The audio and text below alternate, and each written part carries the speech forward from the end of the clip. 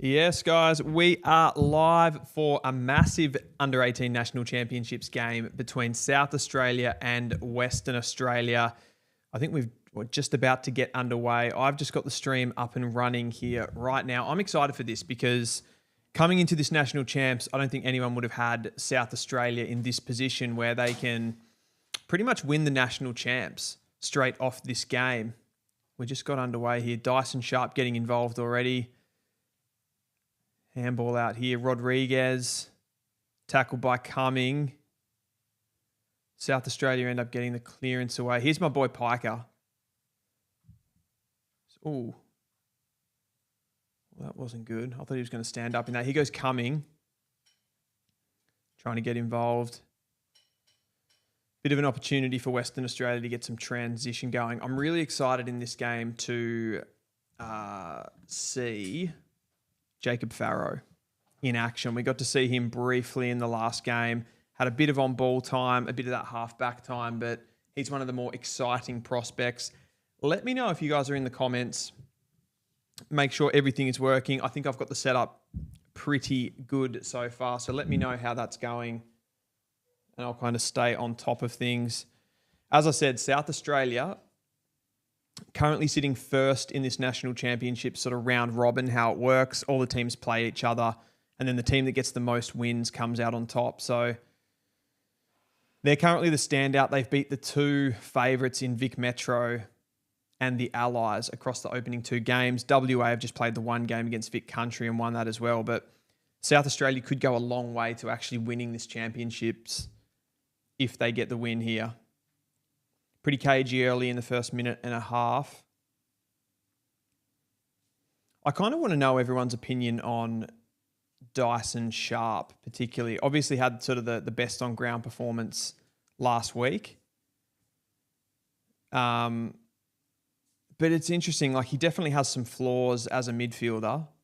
Definitely ball use by foot and stuff like that is something that potentially lets him down. I would like to see what others sort of have to say about Dyson Sharp. I still probably have him in that group between about 10 to 20, somewhere in there. Sam Cumming getting on the ball. Goes to Schubert. South Australia have a mark inside forward 50, and this is one of the biggest bolters in the draft crop coming through right now. Aiden Schubert, across the first two games, he kicked 7 goals. And he's lining up for his first inside the first 3 minutes of this one. Again, South Australia just looking so dangerous at stoppages, getting it out of the middle.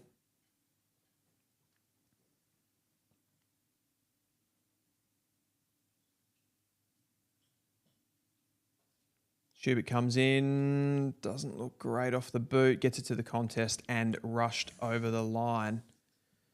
So bringing this back in for WA. Who have we got there? That's Oscar Willis. So they had a couple of changes coming into this game, WA. Luke Hallett came in.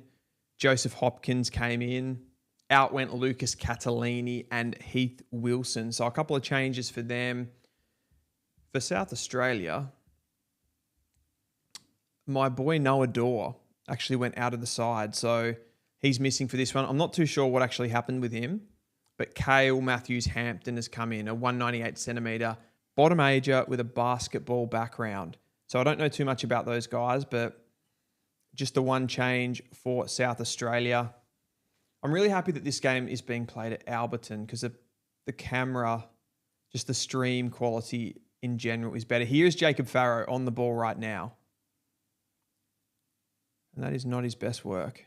Kicks it straight to Dyson Sharp. So that's going to come back over his head. Sharp goes very wide, centrally.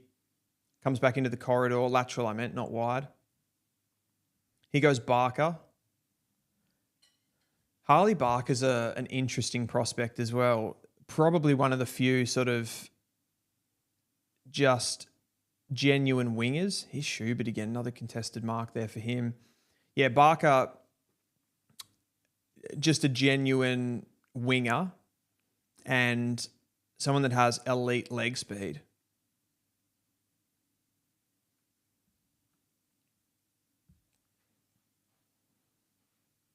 South Australia definitely on top early in this game. Joel's in the comments here.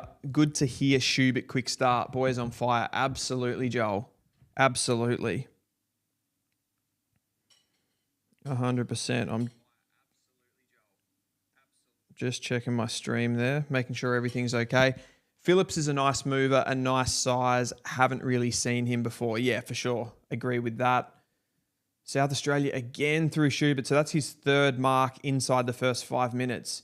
You can't stop this guy. Has it got over? No, it didn't quite get over the line.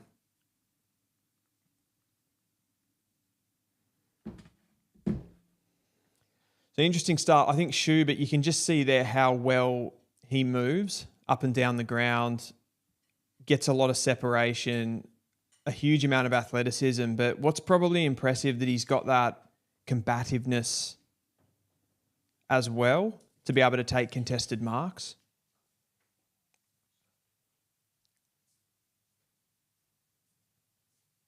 South Australia on the transition. It's Kelly who takes the mark inside forward 50 here. Jim Kelly.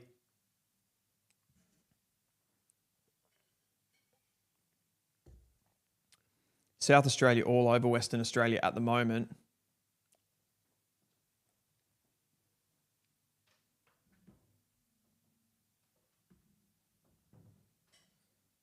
First goal of the game. What does everyone think of Jim Kelly? I've been impressed with his start to the national champs. He's sort of that small forward / midfielder. Pretty small, around the 175 centimetre mark, as my stream is just choking here. Getting some serious buffer going on as WA try to come out of the back line.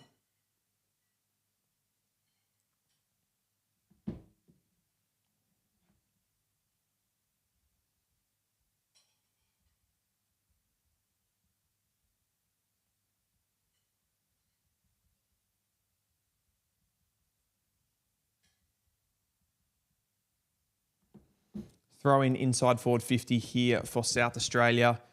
They've had the first 3 scoring shots of the game. Barker, top of the square. It's going to get rushed again. I feel South Australia, they've had 3 or 4 shots on goal here. And the entry's just been, I don't know if there's a little bit of a wind down there, but the ball's carrying.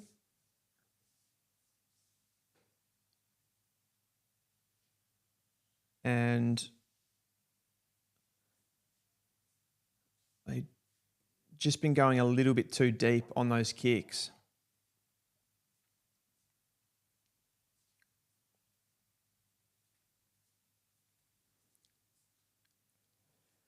Been really impressed with Ainsworth in the ruck for South Australia as well.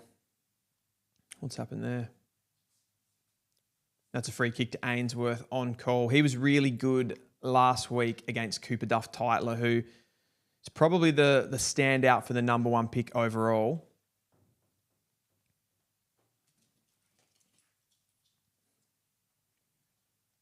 He just competed really well with him.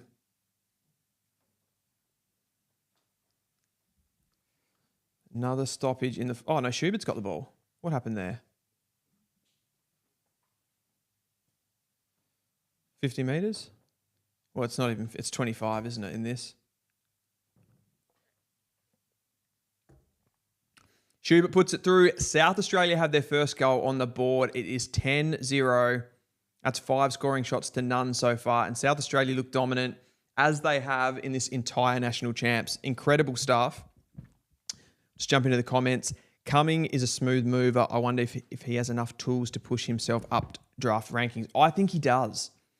I think the only knock for me on Sam Cumming is his ball use by foot. I reckon if he had elite foot skills, he'd be right up in that top 10, maybe even top 5, because he's a really good size, like 185 centimetres.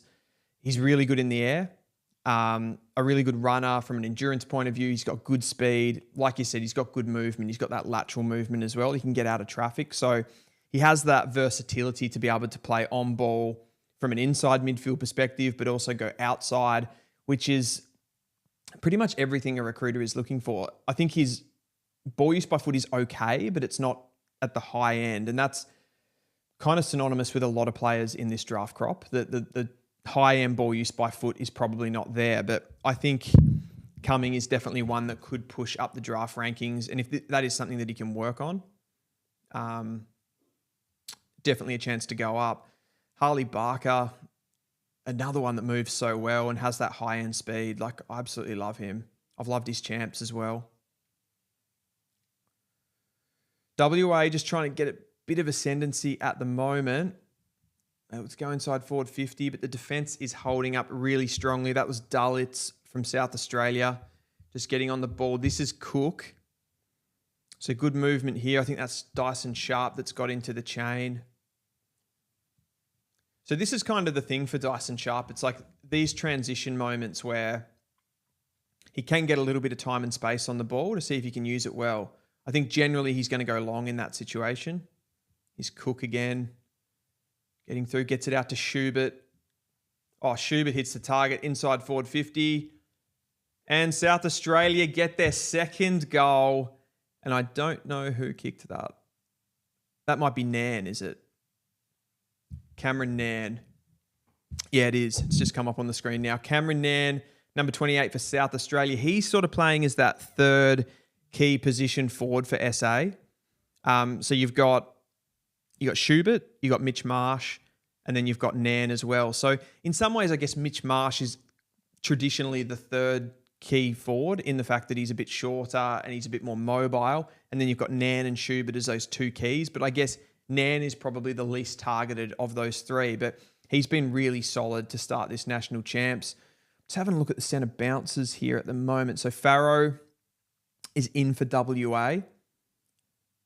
I think that's Toby Wan that's in at the moment. And is that Rodriguez, the other one? I don't think it is. Is that number 5? Who's number 5? Let's have a look. I don't know who that third one is for WA. That's Van Rooyen in the ruck for WA. Gets it out. That's Blake Kelly. Just comes out to meet it. Farrow, I think that was. Just a bit sloppy going inside forward 50 at the moment. Western Australia just sort of can't keep hold of the ball as well as they would like. I'm just trying to figure out who had that for SA. Turnover though. So they win the ball back. And this is Hudson Walker, the match winner from last week. They're getting a little bit going here. They need some aerial presence in this forward 50. They're just not getting anything going. 27 for South Australia. Who is that? He's taken 2 intercept marks. Interesting. Now this is Cale Matthews Hampton. So he's the in for SA, a bottom ager, a basketball background. So we want to find out who this guy is. Somebody find out who this is and let me know. I think that was Banfield there over the ball for WA. I'll jump into the comments again. Joel Falconer says, I've been banned from Big Footy Draft Forum for some absolutely petty reasons, so it's good to have some draft chat. This is my 2 hours of chat. Yeah, you're welcome, mate. You've been a mainstay in these live streams, so you're very welcome here. Happy to have you. Love your questions as well.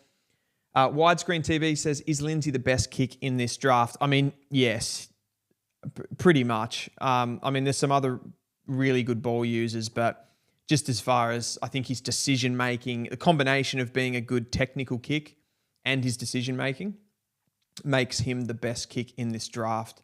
I would like to see at this top level him play in the midfield though. So his first game for country, he's sort of patrolling that half-back area, which I get because he does use the ball so well, but you sort of would like to see him come into the midfield where he's a little bit more under pressure and have to make those faster decisions in the forward half of the ground a little bit more. So, but to answer your question, I do think he is the best and probably highest footy IQ player. And how this draft is shaping up with, you know, maybe a little bit less quality than the draft last year and a lot of players having sort of flaws across the board, I feel like some of those safer picks will be a bit more relevant this year. You might be better off just to go for your Josh Lindsay types. I think Annabelle probably gets a little bit higher because of that, just because of the consistency of performance and stuff like that. There's Piker. Big physical moment there. Big tackle from the WA defender. That was a good one. So I can see those guys, those sort of general type midfielder types going. And Lindsay's a pretty bankable commodity for me at the moment, for sure. SA is shaping to kick the Shizen out of WA. Yeah, it's not looking ideal, 16-0. WA really having a lot of problems moving the footy, and this last kick inside 50, they're really struggling with. Here we go again. SA just win the ball back. It's kind of it's very sloppy in the middle of the ground at the moment. Here goes Hudson Walker. That's not the tidiest kick, and there's just always a couple of South Australian defenders there, and I still don't know who 27 is for SA. Who is that? He's not on my sheet. Why is he not on my sheet? Okay, this is where I'm going to have to go. Just do a little investigating. This is going to annoy me otherwise. It's going to be in my brain. 27. He's not on the sheet. He's actually not on the sheet at all. No, it is. It's Duffield. It's Duffield. He's named on ball, which is annoying how they don't put the positions properly in this. Is McGlade playing? I don't think so. I don't think McGlade is playing. I might get back to you on that. 27 is Duffield. So, yeah, you guys are in the chat. You're on it. Elliot Duffield. He's had a really good start to this game, winning the ball back. Hudson Walker again. That's swaddling to Rodriguez. And this is what I'm talking about with Rodriguez, right? So, they get the mark inside 50 here through Blake Kelly, and it was to a good spot there from Rodriguez. I don't ever see Rodriguez go for that lower your eyes kick, that punchy, flat, low ball, just to hit that short target. It is always like the long ball. It's got a lot of loop on the kick. So I wouldn't mind just seeing a bit of variety there with his kicking. I know he's really good off both sides, so that's a tick as far as, you know, when he comes out of stoppage and stuff, he can use both feet, and he's got a lot of penetration there we saw last week. As WA get on the board here through Blake Kelly. So it was well worked that time. Rodriguez in the chain. Kelly got on the end of it with a good contested mark. But yeah, I just want to see some of that variety in his kicking for sure. Can you see Lindsay? This is widescreen TV. Can you see Lindsay transitioning to midfield in the AFL? I can. But obviously you want to see that at national champs level. So he plays midfield for the Geelong Falcons. So he's good at stoppage. Again, think when he plays on ball, he reminds me a lot of Scott Pendlebury, and that's going to sound outrageous because Pendlebury's a legend of the game, but he's got that ability he doesn't have speed himself, but he's got that ability to be able to slow the game down, kind of just show players the ball, step around them, open up space for himself. So yeah, he's just very high IQ, quality, time on the ball, and then uses it really well. So I think as far as you're forecasting how footy's going at the moment at the top level, I think there's a massive premium on ball use. It's all about strike rate at the moment. It's not about volume. It's about when you get those opportunities, those finite opportunities, how well you can use the ball. That's where's Wally, who... Has he been given the free kick? No. I thought he'd be given the free kick there, and he did as well. Gives South Australia an opportunity to get out here. They've been, I feel like strategically, South Australia, they don't necessarily have the best team on paper, but they've just played to their strengths really well. I think like how they approached playing Vic Metro last week was so good. The pressure that they put on to stop Vic Metro's handball game from the back half was awesome. So it probably tells you that their players are highly coachable as well, in that they're all working as a unit. The camaraderie's there, so good teammates, good instruction followers as well.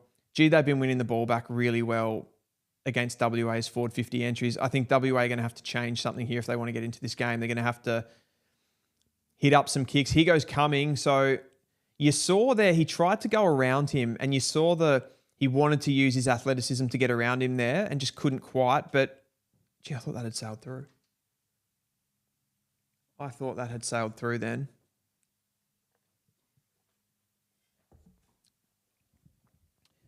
But yeah, on the Lindsay conversation, I absolutely see him as a midfielder at the top level. WA coming. Oh, who was that? Who was that? That was incredible. WA on the move here. This is a big counter attack. They get it out into space. Can't see who's on the end of it in that pocket. It's a weird little kick. And it might be Blake Kelly again. Is it on the end of this? Or is it Hudson Walker? Who do we have here? Or is that Will York? That is Will York. Small forward. 172 centimetres is Will York. Pretty solid in the first game last week. Didn't kick a heap of goals or anything like that, but looks like a pretty tidy little small forward. And he could kick Western Australia's second goal. I think he's bloody well missed that. Oh, that's a bad miss. Second scoring shot for WA, so they trail by 10 points. 21 minutes gone in the first quarter. South Australia will bring this back in. Get your questions into the comments, guys. I'll try to get through them. Has to be a breeze going to the SA end. Yeah, 100%. And that's what I referenced it earlier in the video. I said that South Australia, with some of their early kicks, they were just going a little bit too long. Kind of weren't hitting that spot at the top of the goal face. They might do it again here too. Kelly gets it to a better spot this time, and that looks like Mitch Marsh has got on the end of that. No, it's Nan again. It is Nan. So he's looking to have a really good start to this game, Cameron Nan. He kicked the goal just earlier. I'll just bring up some of the stats here. Aiden Schubert absolutely dominating proceedings on the stat sheet. So Cameron Nan already has a goal. He's got 2 disposals, a mark. That'll be his second mark. What's he got? A 25-metre penalty as well here, has he? That's probably for dissent. Another left footer for South Australia. Having a great championships in his own right. But as I said, he's probably sort of playing third fiddle to Mitch Marsh and Aiden Schubert. So good start for him. His second goal, his third touch. And I want to have a look at some of these other ones. So Aiden Schubert, who has been literally everywhere. He's kicked a goal, had 8 disposals, 7 kicks, 1 handball, and 4 marks already. That's been the most impressive part of his champs, just holistically. The fact that he's been able to mark the ball so cleanly, so well. Where do I have Cody Curtin at the moment? Seems like he's sliding.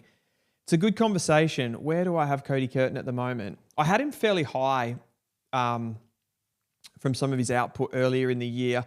I am genuinely concerned about his mobility at the top level, because when the ball hits the ground, I just don't know if he moves well enough.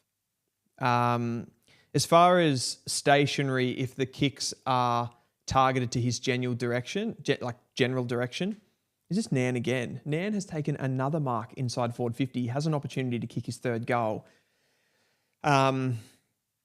But you did see at this top level last week in the country game, when he didn't mark the ball and it goes to ground, he sort of becomes irrelevant pretty fast, I think. And, you know, that's a concern. I think when you line him up against like his brother, for example, his brother has much better mobility. Curtin is just he's a big, powerful forward with a good contested mark. But Nan kicks his third goal. This is an incredible start. And, you know, good to see him doing well as that sort of third forward in this lineup. And South Australia are now out to a 22-point lead through Cameron Nan. That's probably going to be it for the first quarter. But yeah, to answer the question, that was Alan F. that asked that. Yeah, I probably do. At this point in time, I think I had him as high as about 13 or 14 in the rankings. I probably don't have him there right now without having that sort of list in front of me. Widescreen TV says, is Cooper Duff Tytler that far ahead of the next ruck, Louis Emmett, for example? Good question. Is he that far ahead? the thing with Cooper Duff Tytler is massive bump there. Yeah, the thing with CDT is he's just got so many ways that he can hurt you, and I think you look at like a ruck in the AFL at the moment, like a Luke Jackson. He's not necessarily the best, hit out ruckman. He's not dominating in that part of the ground. So for the ruck position, it's not necessarily a huge weapon necessarily for someone like a Cooper Duff Tytler, although I do think he probably more resembles like a TDK, so he can be more of a combative physical threat in the ruck. But then around the ground, he's so good, and his kicking is absolutely elite. I just feel to have that sort of a weapon in your ruck would be so powerful, to have a transition player that can kick the football, that can basically pick through zones with his foot skills. I just think that's awesome. And then the ground ball presence that he brings as well. I think he's better than anybody else. What I would say about, say, a Louis Emmett would be that he is an incredibly competitive, the way that he goes about it on the field, he brings a lot. And I think to that position, again, like to the ruck position, he brings so much there with his competitiveness and his follow-up work. Similar to how I talk a lot about Tristan Sherry, like just how he's never one and done. He'll go at the opposition midfielders, he'll tackle them. Louis Emmett's got a bit of that in him.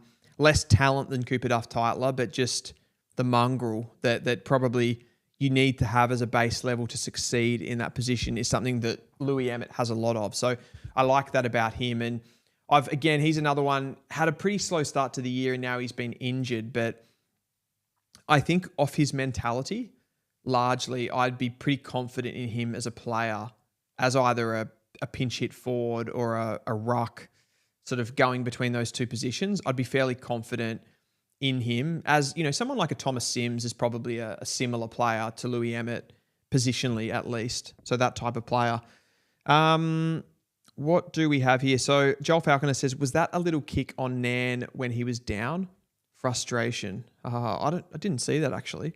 I was probably on my conversation thread there. So if anybody else saw that, let me know. Kareem said, would love for Carlton to get Lindsay. I think he would be absolutely perfect for Carlton at the moment. I think there's quite a lot of teams that could use a player with that sort of ball control, with the foot skills that he has. Like West Coast, I think would absolutely die for a player like that. I think on some level, I know he's sort of playing as a halfback, but on some level, probably Essendon would be another one. I think he would fit their system really well, and would give them a point of difference as a kicker in the midfield. As I just see everything Essendon, Felix, my boy, come into the chat, there is real talent out of SA this year. Shish, yeah. They are proving everybody wrong. I don't think anybody came into this champs thinking that they were a chance. I think, if anything, there was more noise coming out of WA, but I think most people would have been pretty confident that you look at the final games, like how the fixture has been done, and the last game of the champs is Country and Metro, same as it was last year. The game, like the penultimate game before that, is Allies and Vic Metro. And I feel like that's the game that they thought was going to be the sort of grand final, if you will. And South Australia have just come along and put proved everybody wrong, basically, that made that fixture, being able to do that. So incredible stuff. Barnes says, Luke Jackson has a great vertical leap. That's my question on CDT. Don't think he has that leap, especially in marking contests. Interesting. I think his marking work, when he gets the ability to float across, I think his leap is exceptional. So I would disagree with that. I think maybe when he's stationary and a defender can actually get body on him, he's able to be held out pretty comfortably. So I like him when he can actually get some run at it, which is interesting for how you use him when he is played as a forward, because I do think now the way that midfields, come out of stoppage and get entries, and sometimes they just have to kick it to that hot spot, at the top of the square. You do need that key position forward that's just a powerful body in there. I think probably Jesse Hogan is the player I think about there, where he can either take the big contested mark in that situation, or really protect where the ball is going to go for the crummers. So Cooper Duff Tytler doesn't at this point necessarily have that skill. So I agree with you there. I do think he does have a leap though, particularly when he's got time and space to peel across. Joel Falconer says, totally agree on Harley Barker. He has something unique about him that not many others on the field do. Could be a great versatile option for a club once he fills out a bit. Absolutely. And I like that he's got good ball control. He's got good inside skills. Plays that at Sandford. I don't think he's that at AFL level. I think he'll come up to AFL level and be a specialist winger. The fact that he has that sort of speed, good endurance, like look how much he just creates overloads, and he's running in on goal. He runs into 50 on transition and his opponent's just gone. You can't see him. So he looks like he gets a lot of easy goals, but it's because of the work rate, the endurance and the speed to get separation. I think he's definitely something. I definitely see him going, whether AFL clubs would, in this draft where it's a little bit weaker, whether they would take that wing position and maybe go, I just want like a genuine winger and I would take him with a top 10 pick. I think that's a question. I think probably more likely he falls somewhere between pick 10 and pick 20, but he's got so many attributes. I absolutely love him as a player. And for me, he'd be sitting somewhere between pick 10 and pick 15 for me at the moment. Just too many attributes to ignore for me.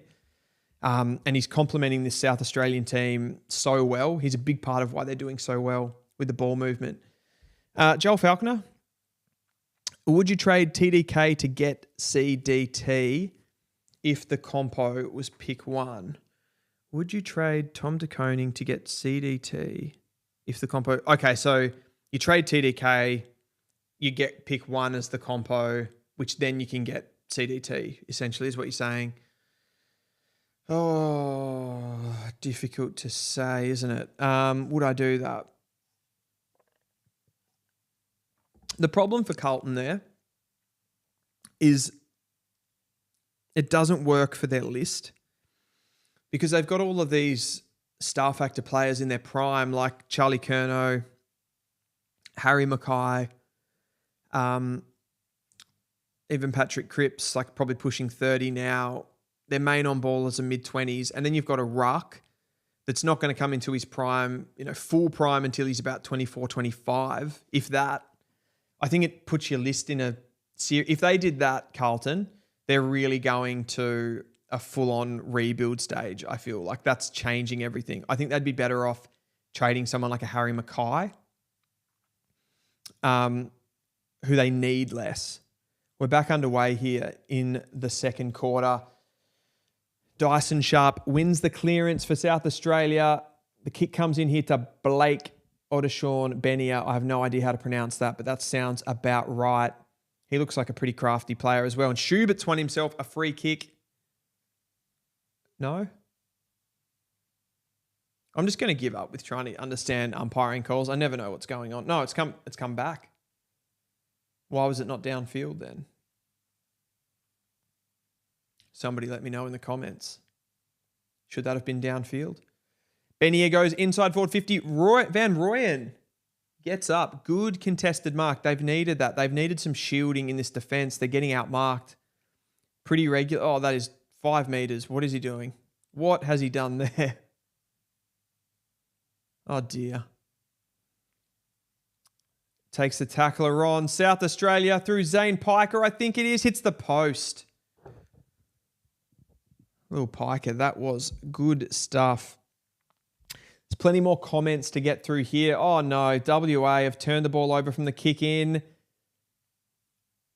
Was that Kellaway? No, I don't think it was. Piker again. Tries to burst through his tackle by Farrow. Sharp's in there. Rodriguez on the outside. Can't get away. Rodriguez here. Kellaway over it. Oh, who's that? I don't know. Sharp gets involved. Cumming, great hands. High tackle, surely. SA, it's going to be a free kick to SA. Around 40 metres out.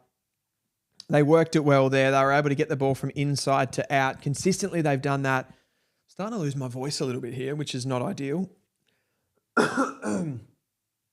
We'll jump into the comments. Kareem says, Walker, Lindsay, Jagger looks tasty. And that's a real conversation here and around the Cooper Duff Titler. Like, Do Carlton almost rip up what they've got now, write this season off a little bit, trade some players and go, we've got Jagger there as a top liner draft pick. We've got Walker coming, and they almost, in a way, start again, keep some of those bigger bodied, experienced mids around and try to put up some players for trade capital, like trade TDK, trade Harry Mackay and reinvent the wheel a little bit. You've probably, as those guys are pushing through, those younger guys like Jagger and Walker, and if you did get Cooper Duff-Tytler, you've still got players like Charlie Curnow, you've still got players like Patrick Cripps there for them to learn off. It's not as silly as it sounds. Here go WA. They need this. They need to get back into the game. Wally, he's good in the air, protects it. For the crummer, that looks pretty good off the boot. And WA strike for their second goal. I have no idea who kicked that. Luke Hallett, he's the in. He came into the team for Lucas Catalini and Heath Wilson. He was really the replacement for Heath Wilson. And a pretty good opportunistic goal there. I think the forward in Wes Wally was really good at sort of getting up and just protecting where the ball went. Hallett engaged and kicked an opportunistic crumbing goal. So WA needed that. And that was South Australia were kind of all over them there at the start of that second quarter. So they really, really needed that.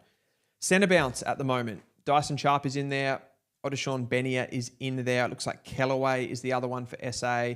Rodriguez. Wan. I have not called Toby Wan's name. I don't think he has been involved in this game much at all. Goes Van Rooyen. Here's Wan. Gets the clearance. Kicks it inside 50.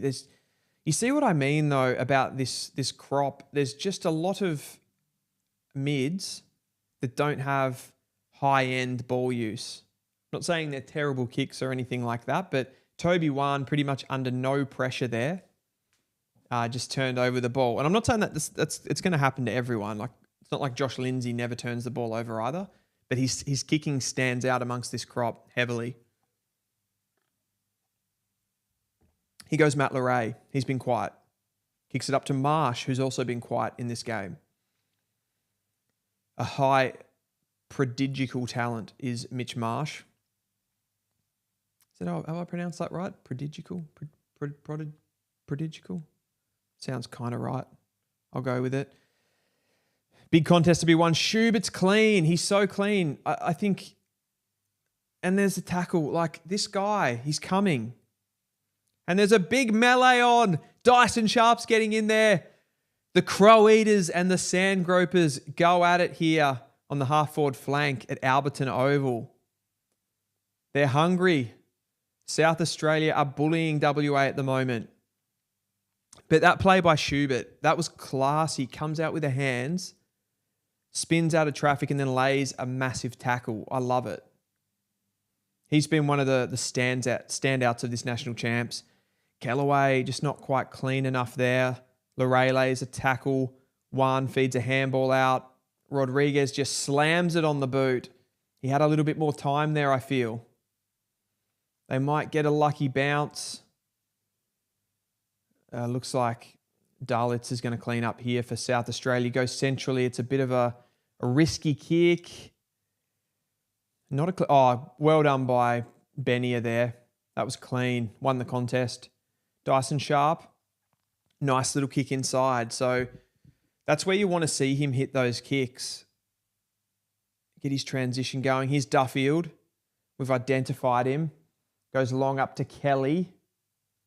I've really liked Kelly's first 3 games here so far. Here's our boy Barker. Look at the movement. Steps inside. Hits the kick. Awesome work there. That's what you want to see by Harley Barker. Lowering the eyes, kicking the ball. This guy is a pure winger. I absolutely love him. I'm going to try and get to some of these comments now while we've got a shot on goal. Would you trade TDK? I've already done that one. Does Fred Rodriguez being WA boy put him ahead of others for West Coast? I want him at St Kilda, but not sure how far he slides. I don't subscribe to this personally. And it's not, when I say that, I'm not speaking for the clubs there, because I know Western Australian clubs do prioritise Western Australian talent. They absolutely do. It protects them from the go-home factor. I'd just take it on if I was them. I wouldn't worry about whether Fred Rodriguez is from WA. I'd pick the player that I wanted to pick that suited my team, that I thought that was the most talented, based around all of those. And I would, if the player goes, then you'll get your compensation back for them. You're not going to get nothing for them. So, unless they sort of down tools and it became a disaster. But I think you want to back in your football culture, right? Who came in hot there? That was Rodriguez. Sloppy over that one. But yeah, I'd be just taking on the player. I think for West Coast with those top end picks, they should be looking at players like Josh Lindsay, like Sam Grill. These types of players, fast feet, win stoppages, win clearances. I think those two players would be great for them. Oh, Mitch Marsh. Jeez, that ball's gone over the line. So yeah, that's my call.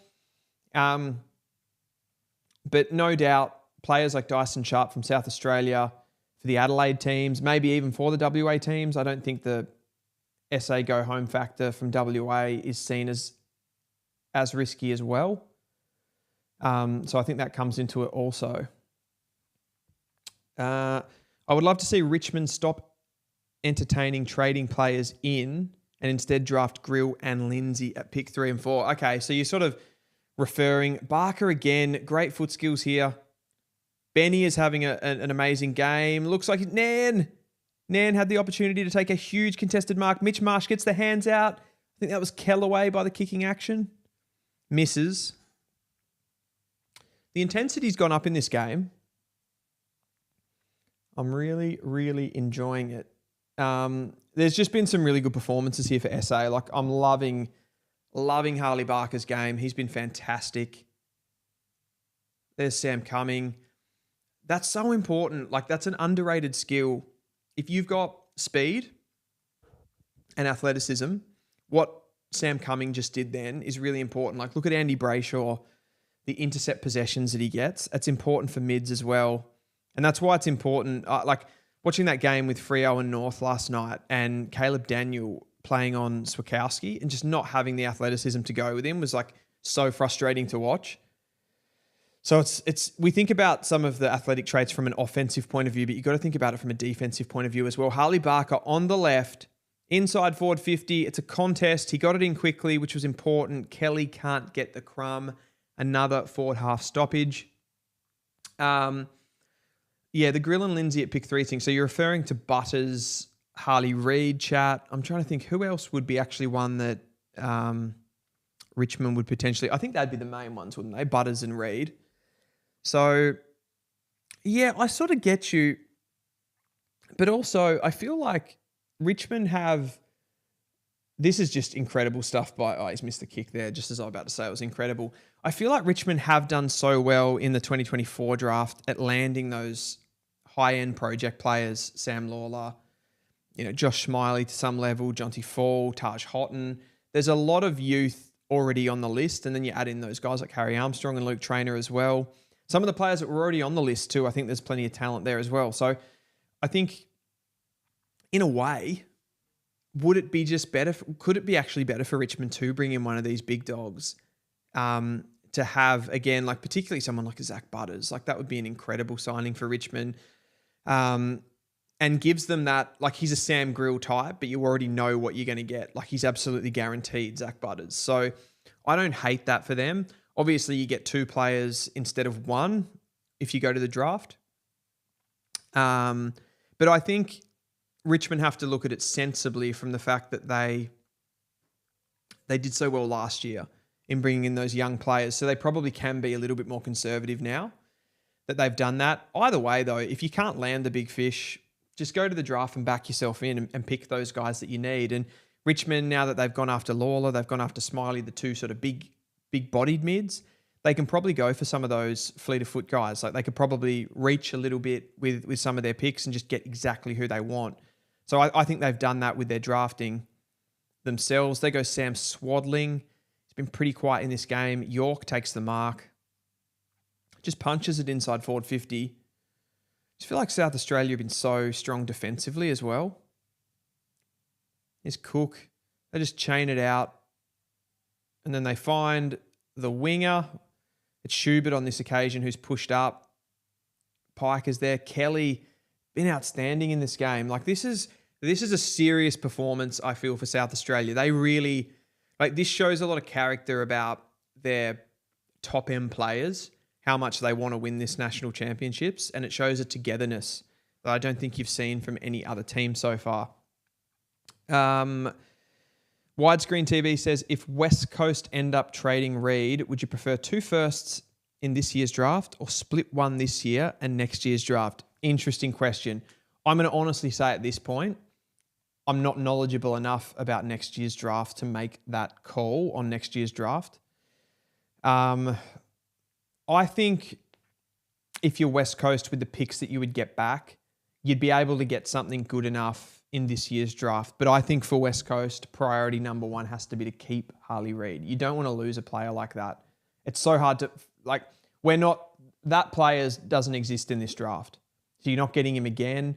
You probably got it 2 years in a row in 2023 and 2024 with Lawler and Reid.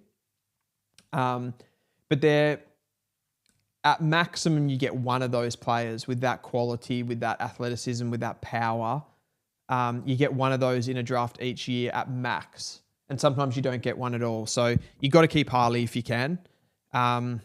If you can't, you do the best that you can. I suppose I'm not really answering the question because I'm not letting you know about the 2026 draft, but I'd need to do more homework on that for sure. It's too early to tell. The 2024 crop at this stage wasn't even sort of deemed as this sort of super draft like it ended up to be. So it's too hard to tell. This one at the moment looks certainly less quality. South Australia get another goal on the board here. Was that Nan again? It bloody well was. Cameron Nan.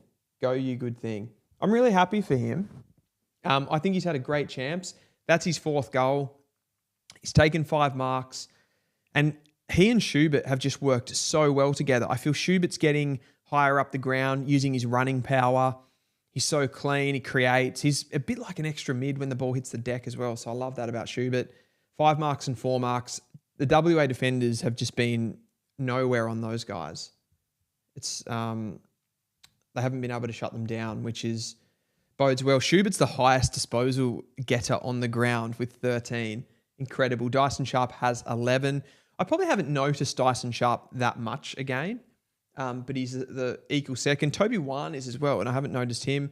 Becker for WA has a lot of the ball. We're back at centre bounce. 15 minutes gone in the second quarter. That looks like Cody Curtin's come into the ruck. Not a player I've called the name of much either. He's down there on the disposals. Big, strong unit, though. He's using his power there on Ainsworth. But again, South Australia chain up. Good pressure from WA, though. That's better. They have to put this amount of pressure on if they want to get back into this game. Because South Australia, the skills are too high. Rodriguez is in there. Farrow's in there. That's got to be a free kick to Ainsworth, I feel. It is. Advantage taken. Piker in the air. I love this guy. I absolutely love Zane Piker. Oh, takes him on. Beautiful kick inside 50. And it's Dyson Sharp who once again pushes forward to hit the scoreboard. Does it in a different way this time, leading out. But Zane Piker, that was pretty good, wasn't it? Get in the comments and let me know how good that was from Zane Piker, because that made me very, very, very excited. I'll try to get back to these comments. I'll be able to address a lot of these at halftime. Good point, makes sense about Carlton. Yeah, I feel like that's they've got to make a choice. They've got to make a club choice here, and they've got to get it right with how they go about the future, whether they attack the now or really start a mini rebuild. Dyson Sharp puts it through, and he just seems to find the footy and kick goals at the moment, Dyson Sharp. He's proving a lot of people wrong, including me. But Zane Piker, that was his goal on a lot of levels. What have we got here? Bumped as he kicked means it's downfield. Yeah, that's how far behind I am in the chat here. Where does Cook sit, Dill? he's rising up my order. Yeah. Do you reckon with Cook though, like the question for me is weaponry. Like he's a bit basic in the sense that he's sort of just a generic size midfielder. Like he moves pretty well. He's one of those guys like someone that he maybe reminds me of is like a Bo Adensel type where it's like really good footballers. They get around, pretty high disposal, high volume. But where's the weapon? That's probably the one thing for me with Cook. I reckon he needs to get up the draft board a bit. I reckon he needs like a secondary position. Like he needs to go and make... I almost see him, like I know he's played half back and mid. I almost see him as a player that could go and play like a high forward position as a specialist thing. And if he rotated that with on ball, I feel like that could spike his level a little bit because he's got pretty quick feet. He can get back to goal and then he can sort of show that speed. And that's what would sort of like get him up the draft board for me. It's a good shout though. He's been awesome. WA get a goal back here. Number 15. Who is that? That's Luke Hallett again. So he's the in. So he's kicked a couple of goals now, Luke Hallett. Definitely a good in for WA, but they are struggling to keep pace with South Australia. 19 minutes gone in the second quarter. Hai Nguyen says, hey, Dill, difference between Leray and Barker. Feel they've been talked about as the same player. It's a good point. They look the same. They are doppelgangers of one another. So I think that's kind of the thing. They were both in the AFL Academy. They both got this sort of blondie, curly hair. They're quite different, to be honest. I mean, there are some similarities. They both physiologically around that high 180s mark, 187. Leray might be 188. It's sort of around that mark. Leray's a bigger body. He's slower. He's more physically strong than Barker. And probably a bit more suited to playing inside as well as on the outside. I'm pretty sure Leray has a big tank similar to Harley Barker, but Barker's got the high-end speed that Leray doesn't necessarily have. But you can definitely see the similarities that they both play wing. They're both sort of aerial wingers. But the main difference for me being that Barker has top-end speed and Leray's a bit more of a diesel engine, just sort of gets up the ground slowly. So you won't see Leray tear us in on goal and, run his opponent into the ground with pace sort of thing and create that separation. He's going to be a little bit more in the contest, a bit physical. Big contested mark from Ainsworth. The umps paid it. It was a good mark. I'm loving this South Australian team right now. They are absolutely doing it for me. I'm still coming around to Dyson Sharp. I probably need more time on that. He's playing well. He's proving people wrong. Oh, Nan. Mark to WA, yeah, fair. He had the front position. Barker, look at that closing speed there. Like Barker was nowhere near that. Barker's rising fast for me. He is rising super fast. Bit of tempo. That's Farrow there that gets the kick across. He looks good, Farrow, doesn't he? Like he just looks like that sort of Hayden Young type operator.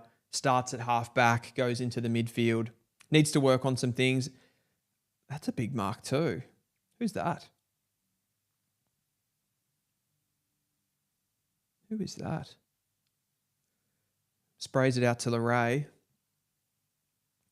Just a bit of slow tempo stuff. I think both teams are probably pretty gassed.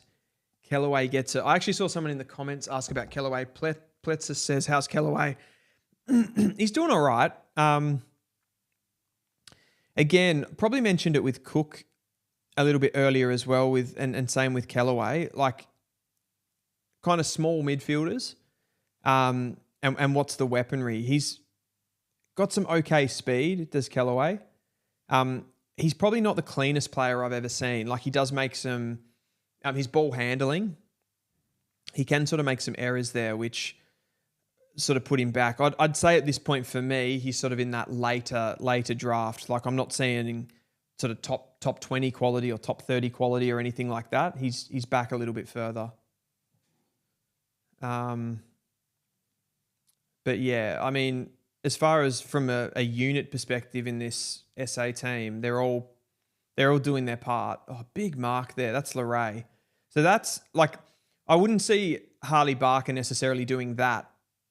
Leray has the physical strength and kind kind of frame to be able to stand up in that. Look at South Australia here. Here goes Kellaway dashing through the middle of the ground. Kick. Oh my God. What am I watching? Is this the South Australian under 18s or is this Geelong Cats 2007? I don't know. This is incredible. Mitch Marsh takes an absolute screamer from behind there.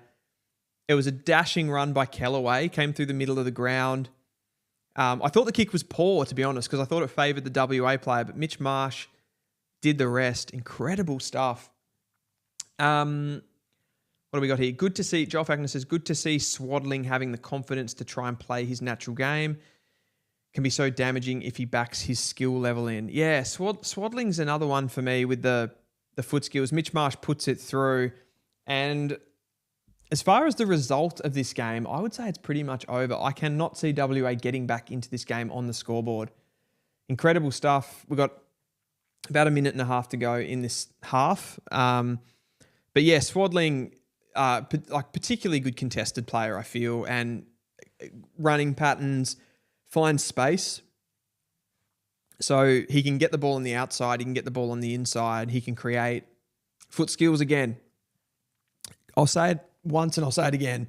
There's a lot of players in this draft that are a little bit unpolished with their foot skills, particularly. A lot of those guys are centre bounce sort of midfielders and by hand, very good at creating for others. But when they are the receiver and they get the ball as the guy that needs to kick it inside 50, it's sort of not there. I'm probably going to ball that one up again. So we lose a bit more time. Probably don't have too much time for any more scores. We've got about 45 seconds to go. Van Rooyen in the ruck against Ainsworth. We got Hudson Walker's come into the midfield for WA. Kellaway's in there. Rodriguez, he's probably had a quieter game in this one, hasn't he? WA just bomb it forward. They've sort of done that most of this game. Luke Candy, I haven't called his name much either. Gets it out to Leray. Sharp through the middle of the ground. Looping handball out to Benia. There's so much time and space. Schubert's probably a free kick. No, he hasn't been given it. Here goes Mitch Marsh. Good tackle by Farrow. Good physicality shown. Love that. But just look at how they were able to sort of just combine. Oh, there's the halftime siren as well. I haven't got the sound up. I probably should just turn the sound up a little bit just so I get some vibes of the game. There it is. I mean, I'll go over some stats and we'll get into the comments, but South Australia, like, what is going on? Dyson Sharp in the midfield. Sam Cumming in the midfield, incredible. Those sort of just assistant type players, I want to call them, like Kellaway and Cook, so good in there just at the feet of those players to be able to get the ball from inside to out. And then Barker and Leray on the wings, sort of doing it in different ways. The forwards mark everything. So if Mitch Marsh isn't marking it, then it's Cameron Nairn. Schubert started like a house on fire in the first quarter. He's probably slowed a little bit, but he's getting up the ground. There seems to be an enormous amount of space inside the South Australian forward line. They got too much pace for this WA team. They seem to have too much strength, too much power, and it's so balanced. And then the pressure and the organisation of that pressure to get up on the WA players is incredible. So this team, this South Australian team, so much credit, and I'm loving this. So Garlic Nan is going to kick a bag. Garlic Nan, I see what you've done there. Garlic Naan. I like that. Barnes says, Sharp's showing forward ability inside mid that can kick goals. He will rise.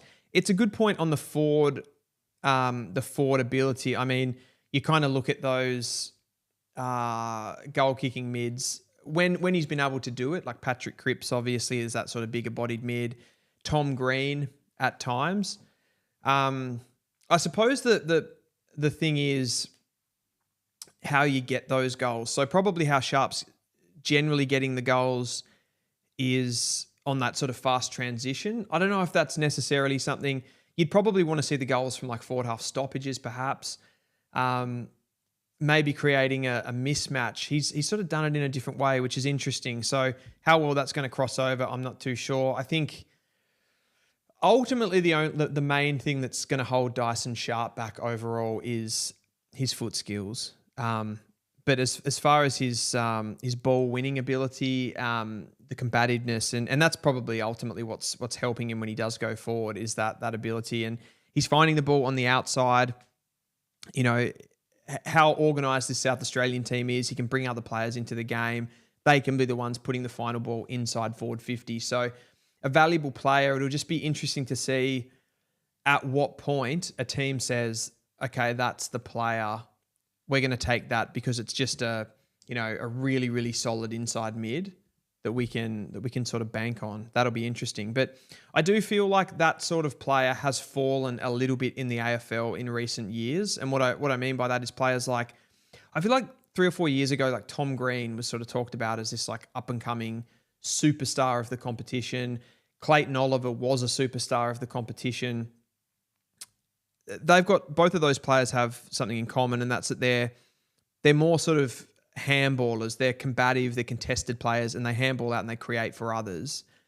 That's just lost a little bit of currency, and the currency has fallen to those ball users by foot, the ones that can hit the money kick inside forward 50, because that's become the most important part of the game. So volume's lessened a little bit. And I'm not saying Tom Green's not a star of the competition. Like, he's a very good player, but he's not Finn Callahan's the money kick guy in that team. The flankers, the back flankers that come off like Lockie Ash and Lockie Whitfield kick the ball inside forward 50. So it's what you put on that sort of a player. And I feel like you sort of generally see that player sliding outside the top 10. Maybe in this draft, it ends up coming into the top 10 because it's not a hard and fast rule, but that's probably just how I see it overall. Who do you think will rise and fall on draft night? I'll get back to that question. We'll talk about that in a second. I'll stay on the ones from this game at the moment. Rodriguez doesn't win enough ball and Juan doesn't use it well enough. I don't see the hype for top picks for these two. I'm a bit the same, Joel. I don't. I think they're decent players, but I'd say Juan's probably got more upside, more athleticism, and things that he could work on to make him a better prospect overall. Rodriguez, I think he's a safe pair of hands if you're picking somewhere between 10 and 20. But I don't see the hype as much as some others of those guys being in that top bracket. Barker or Max King, who are you taking if you have the pick? Oh, I think Max King's probably still... Max King's probably got more weapons. I think he's a better contested mark. Is he better on the inside? I haven't seen enough of Max King play inside, have I? I think I'd probably still go with Max King, but Harley Barker's coming pretty hard for me for sure. Sort of different positions, but some similar attributes that could make them have that modularity or versatility to play different positions for sure. Everything Essendon says Matthews Hampton took that grab. Oh, thanks for that, mate. I'm missing some of these guys. If I can't see the number, sometimes I have a bit of trouble with that. Who's your top 10 at the moment? I'll go back to that one. So you've got the who will rise and fall, and who's my top 10? I'll make a note of that and try not to forget.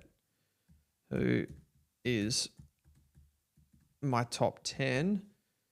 Absolutely, we'll get back to that.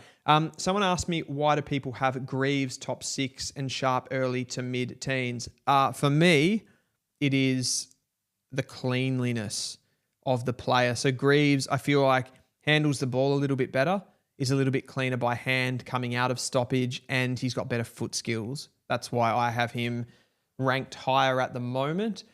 Greaves, to be fair on him, Metro were pretty putrid in that game overall, but Greaves had a pretty good game, I think. 27 disposals. He had plenty of clearances. Metro sort of couldn't get anything going at all, though, could they? Like, the pressure was just too good from South Australia. Greaves, Grill, Rory Wright, they just need another 3 games of this champs to see how they're going at the moment, because probably overall, just as a team, they sort of lowered their colours. Hard to what to glean from that game exactly. Wooden Spoon Data says, shout out to Woody too. Go and check out Woody's content. He does some broad AFL content in the statistical space. He is a legend of the game. Big St Kilda fan. I had a thought the other day, would it be worth the Tigers going all in for Harley Reid, P2 and pick 3? I don't mind it because of the compromised draft. Your thoughts? Exactly, Woody. I think I touched on that before. Someone asked about, they were concerned about Richmond going for that big fish, but I think if Richmond were able to get, I don't even think it needs to be Harley Reid for them. Like, I feel like Zach Butters would actually be a better fit for their build. I forget how old Zach Butters is exactly. What's he, like 23, 24 now?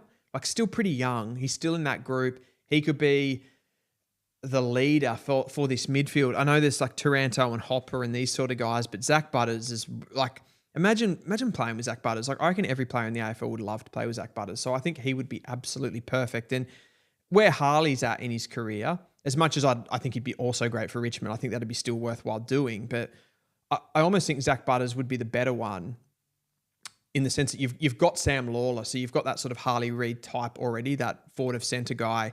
Butters just comes in and just does a job, doesn't he? And Reid doesn't have that ability to be able to educate at this point. He's sort of learning off others at the moment, where Butters he's the man. Like, he's one of the best players in the competition. So I think he would be awesome. And that's the direction I would be going if I was Richmond, if you could get hold of him. But, he's got to want to go there.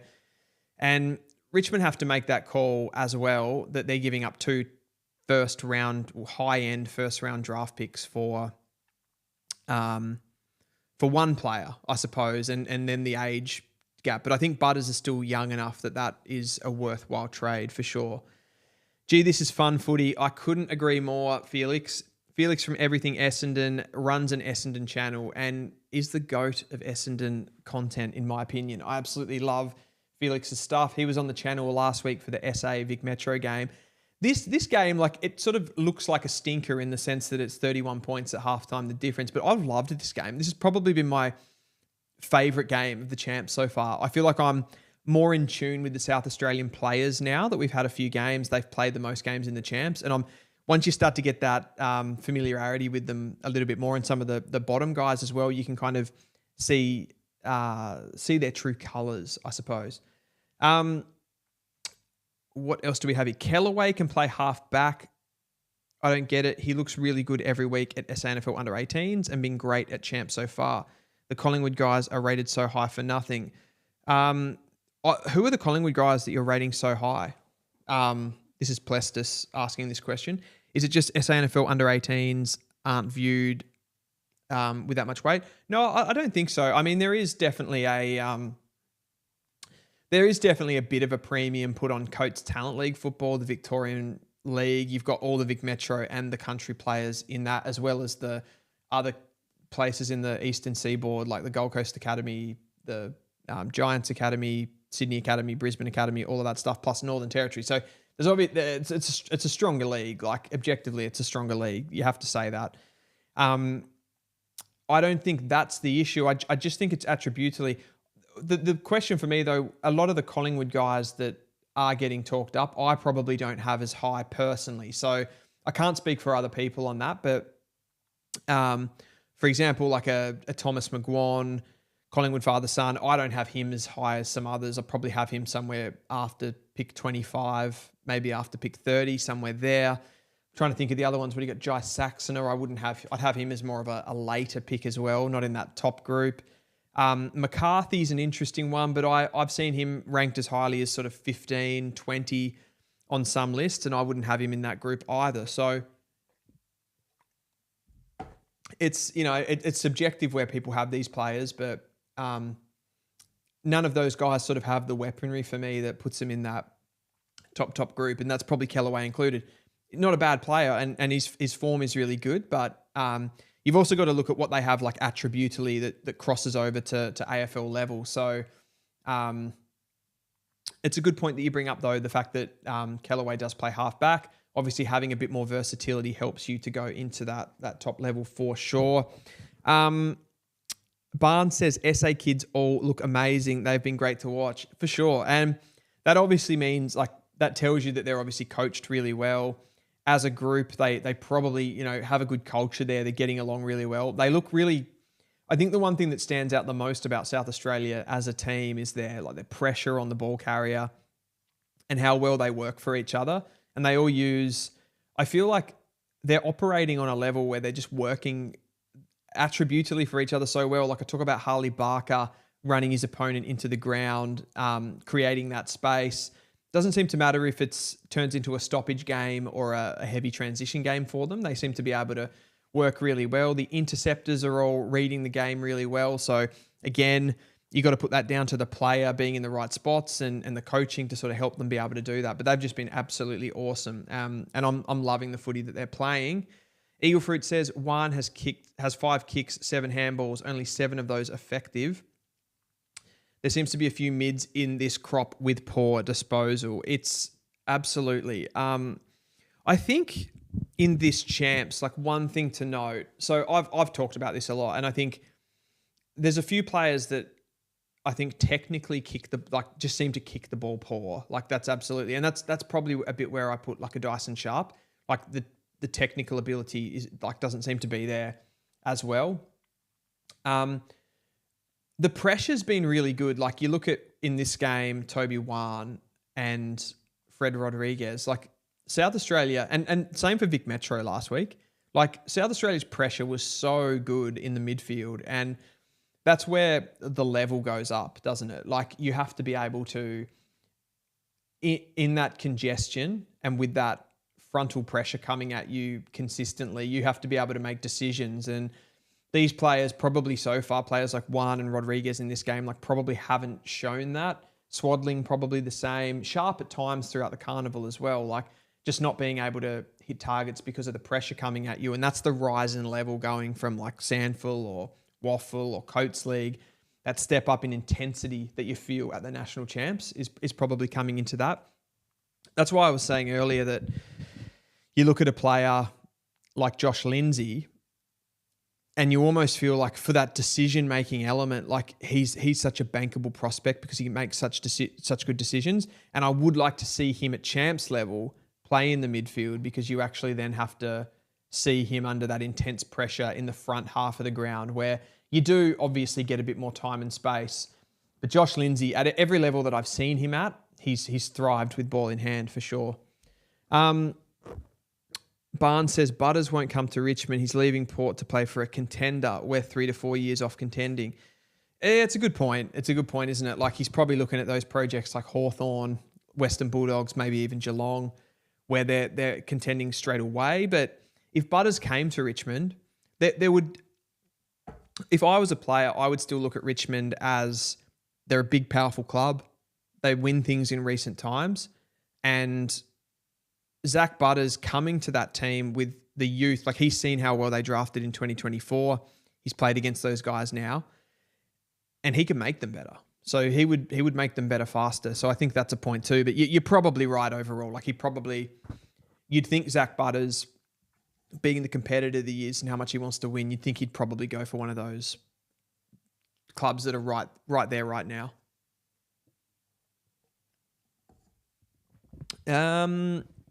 What do we got? Hob. Do you think Dyson Sharp will be there at Hawthorn's first rounder? I really want him at West Coast, but pick 1 or 2 is a bit too big of a reach. Agree with you, Hob. I'll bring up the AFL draft order as we speak.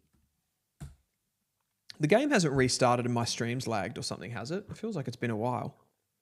I don't think so. I think it's still going good. Here we go. So Hawthorn's first pick is... Oh, that's pick 8. Yeah, because that's the Carlton one. Is that what you meant? Or did you mean the... Hang on, what was the question? You know, start with there at Hawthorn's first rounder. I really want him at West Coast. But pick 1 or 2 is a bit too big of a reach. I'm not getting the context of Hawthorn's first pick at pick 8. Will he be there at pick 8? Is that to do with the compo? I'm confused with that.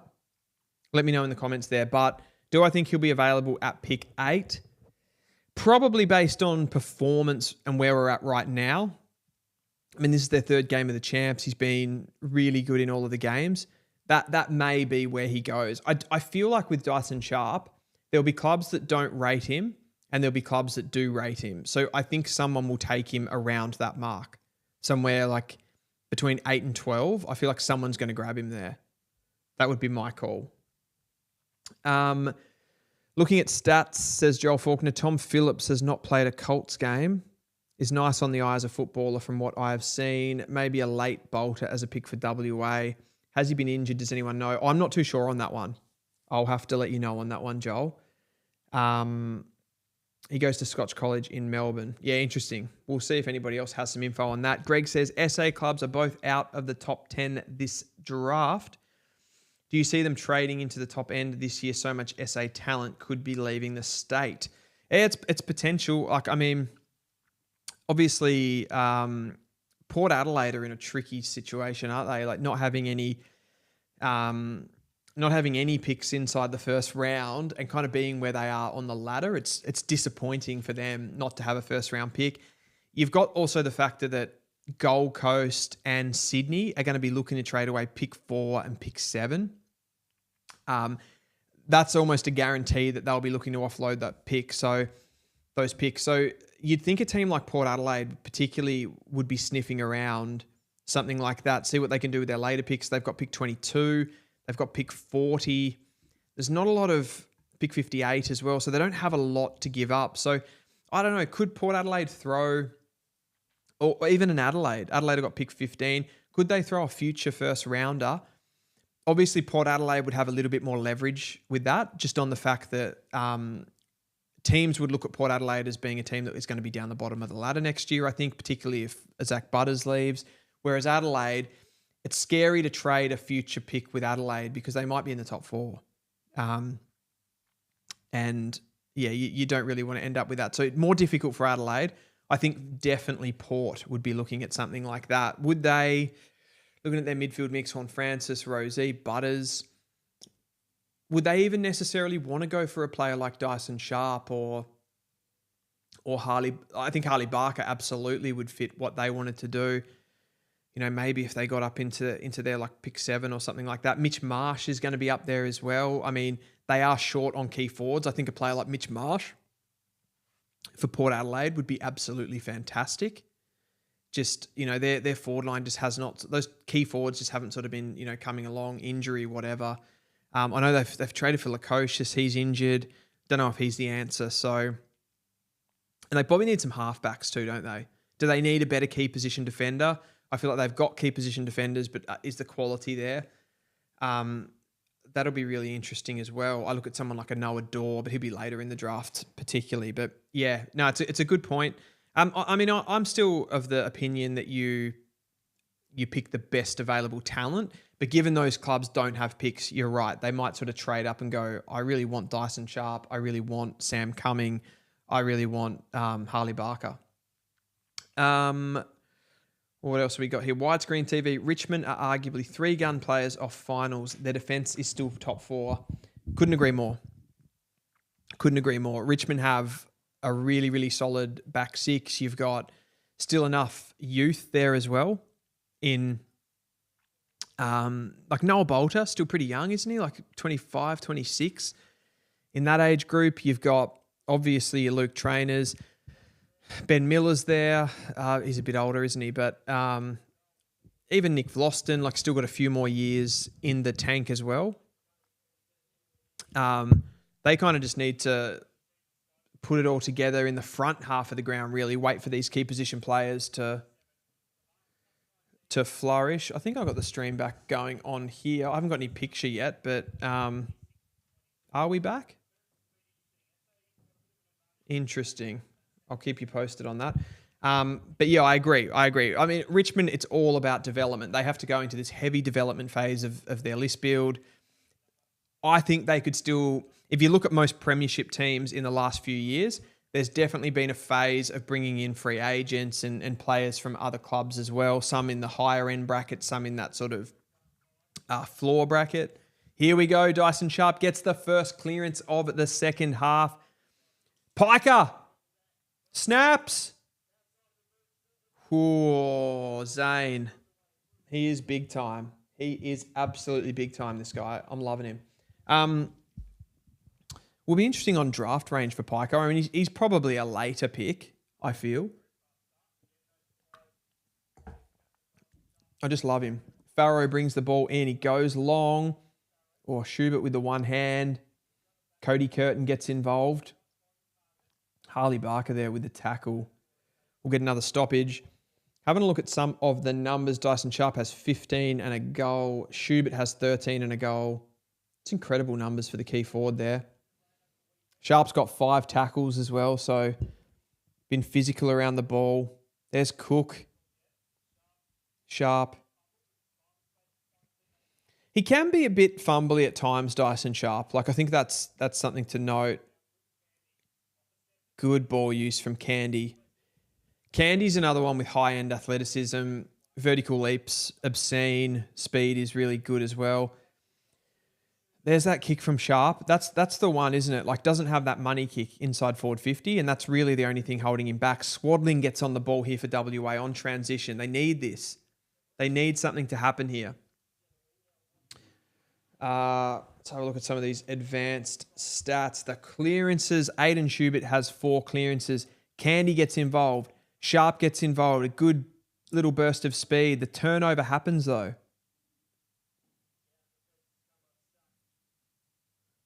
That looked like Rodriguez's kicking action. I didn't see the number. That's Hallett again. He's been their best forward for sure. Luke Hallett. 4 clearances to Schubert, 4 clearances to Cook, Felix's man. Van Rooyen's had 3, Dyson Sharp's had 2. We haven't got centre clearances. Score involvements, Schubert is our man with 7, Nan with 5, Kelly with 5, Kellaway, Marsh and Sharp 4, 4 and 3. So they're the ones at the moment that's possessions are hitting the scoreboard. Candy's had a really promising start, gets it up to Barker. They're just thriving in transition at the moment. As I say that, they stuff it up. Walker. Oh, it's a bit of a mess here for WA. Everyone's just fumbling. Rodriguez fumbles. They just cannot get anything going. I mean, that's AFL right now, honestly. Cleanliness inside. Get it to your runners, to your good ball users, and be completely clinical. That will win you games. Good hands by Rodriguez. He backed that up well. He had the fumble before. Great hands out, and that was a beautiful goal by WA. I'm pretty sure that was Hudson Walker. Yep. Great goal. And that was facilitated by Fred Rodriguez. The little handball out. We don't get replays on this, do we? We don't get replays. I must admit, I'm kind of keen for the Fox games when they come to Melbourne, just because you get that sort of better. You get replays and stuff like that. You get that like tighter camera angle as well. You can just see what's going on a little bit better. Let's have a look at some of these other stats. How's Rodriguez going? He's had 12 touches. Kellaway's had 15. Cook's had 13, Swaddling 13. So I mean, they're finding the footy. It's just the polish, really, isn't it? It's the final ball. It's the cleanliness at times. Jump back into the comments. We've got 46 on the stream. Thanks so much for watching. I honestly didn't think we'd have those sort of numbers watching an under 18 stream. Mitch Marsh, great hands. Who got that clearance? Somebody let me know who got that clearance because I missed that. I was looking at the other screen. But yeah, 46 people on it, and it's crazy like that so many people are interested in the draft, interested in the national champs. I know a lot of people sort of just have a look kind of in the couple of weeks coming up to the draft, but if you do follow it through this stage and you're watching the national champs, you get so much more info. Oh, it's coming back. Post. Mitch Marsh got some attributes, doesn't he? Been a bit quieter in this game. Took that big mark. He's definitely been a bit quieter. Here's Farrow. So Farrow looks like he's definitely gone a little bit deeper into defence. Put it on the left. Up goes Walker. Gee, Ainsworth's having a good champs. Like, I don't know where he fits sort of draft picture, but or even if he'll get drafted. But geez, played good footy. Here's Curtin. Pretty quiet game for him. Goes long up the line. Hudson Walker flies again. He's good in the air for his size, isn't he, Hudson Walker? Kicked that match winner last week. Just kicked that big goal before. Sort of just kept them 27 points. I mean, I don't see them closing the gap, but they needed that goal.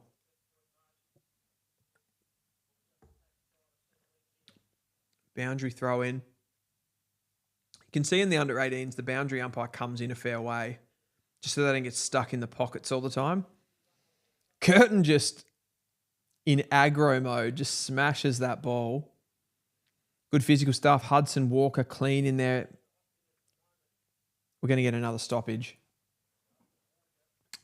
I'll try and get a few of these chats done. True Footy is in the chat. The GOAT of AFL YouTube. Jesse, my man. Where's Druzy and the drunk lady that you normally do live shows with? That is a great question, Jesse. Jesse, in our live streams on True Footy, just consistently gets called a woman by people watching. Everyone thinks he looks like a lady, which is weird because he's got a mustache. I don't know where I'm going with this, but yeah. Good talk, Jesse. Good talk. South Australia absolutely dominating here. 27 points they lead by. 7 minutes gone in the third quarter. Jesse, who are you liking in the national champs so far? Who do you want West Coast to draft? Big West Coast supporter. He has the True Eagle channel as well. So go and give that a like or a subscribe if you haven't. True Footy and True Eagle are the two channels. Who do you want for West Coast, Jesse? Joel Falconer says, Mitch Marsh is just fundamentals perfected. Yeah, absolutely. Such a classy looking operator. Good size. Contested marking player. Good at ground level. There is something, I don't know why, but there's something sort of so aesthetically pleasing about the way that he kicks the football as well. I just always feel like he's going to hit targets.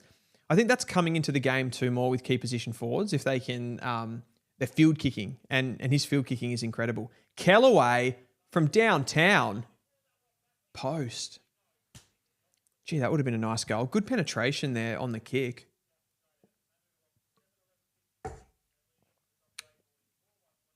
Oh, what a game this has been. Spinkscapes. Mate, Jesse wants us to take CDT right. I do believe so. I'll check in here with Jesse. So I have some WA favourites in Rodriguez, Curtin, and our NGA Wally. Really just hoping some of the top prospects really stand out and cement themselves as clear top two picks for us. Yeah, I guess that's the dream, isn't it? That you don't have that either or. If you've got the top one or two picks in the draft, you want them to be clear so it doesn't look like you're ever making a mistake or a 50-50 call. For me, I feel like West Coast would have to take Cooper Duff-Tytler. I feel like you've got to do it. Like prospective generational ruck that West Coast just haven't been able to find. Here goes Barker. Look at the pace. Look at the turn of speed. Smashes that ball into the middle of the ground.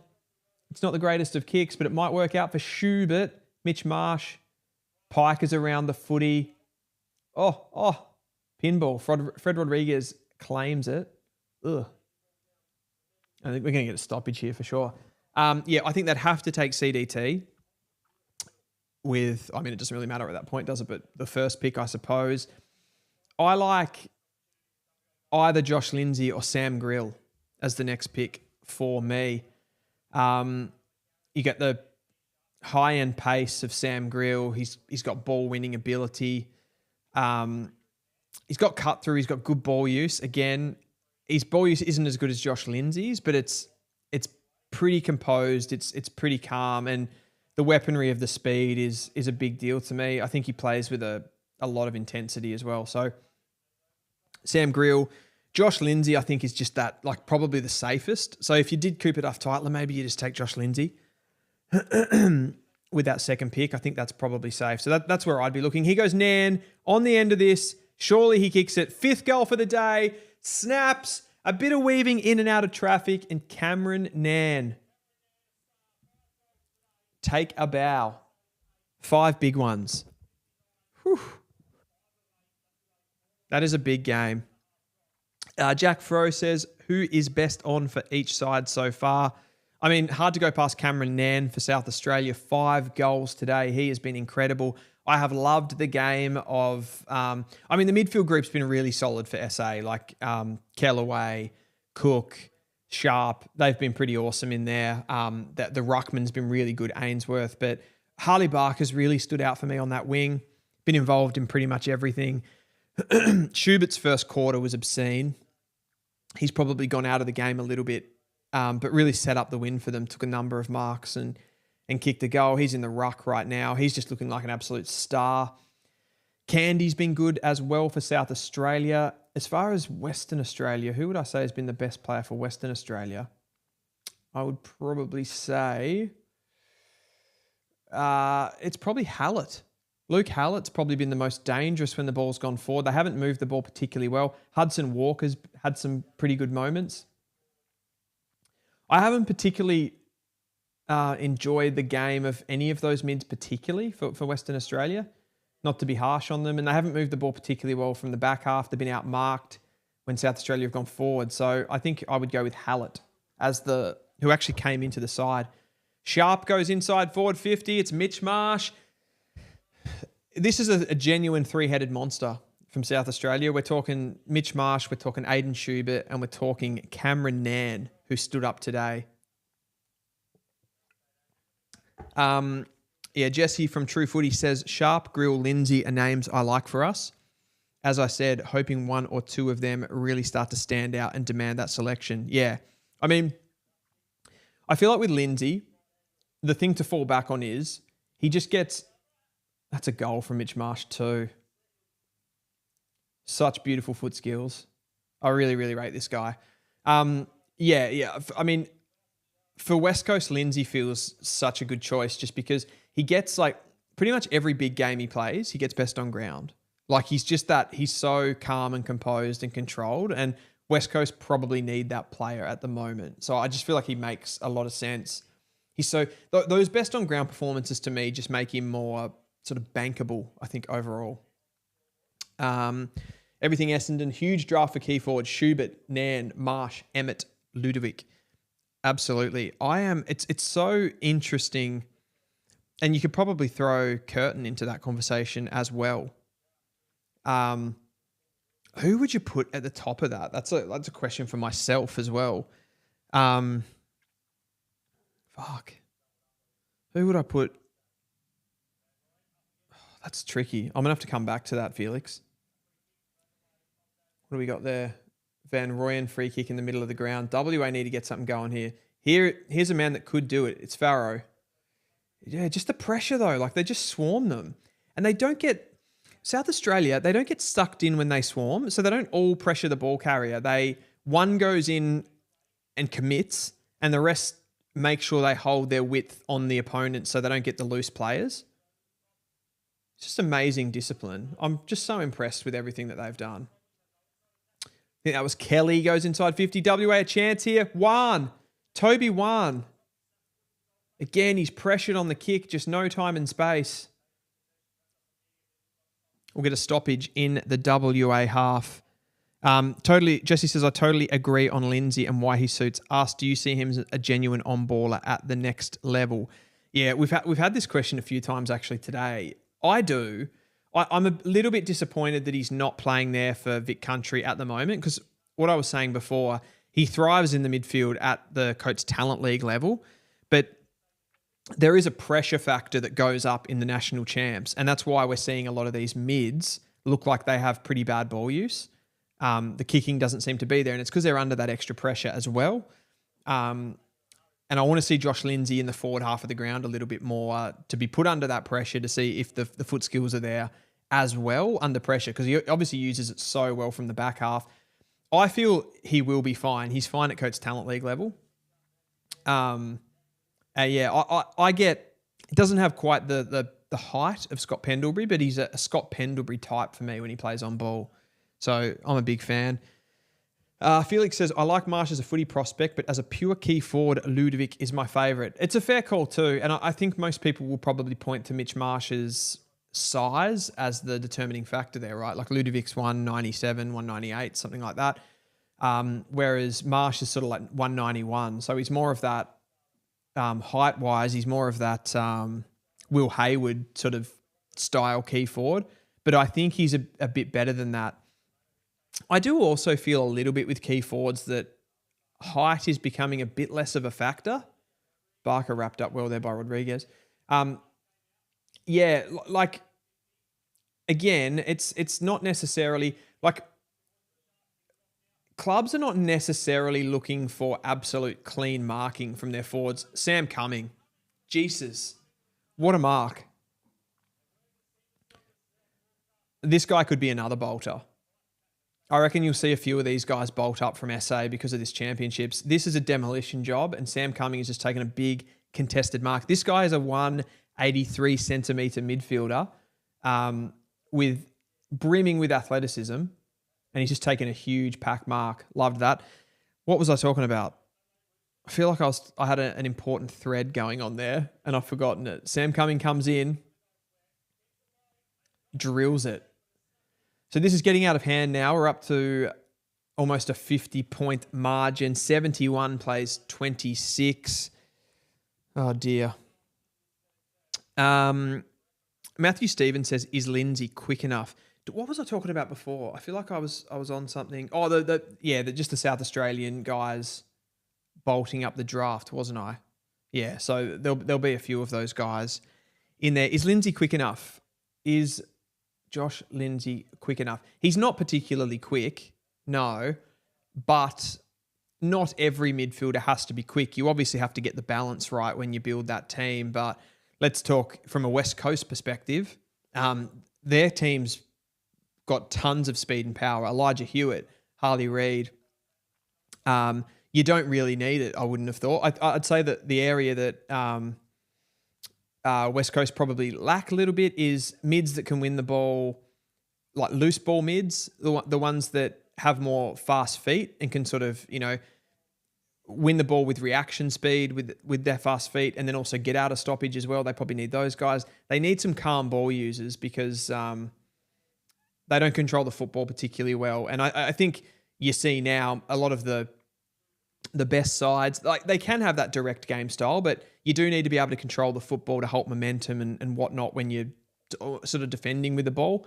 Josh Lindsay can bring that, and I think West Coast absolutely need that. So you're not buying Josh Lindsay for speed, you're buying him for control, basically. WA just getting a little bit happening here.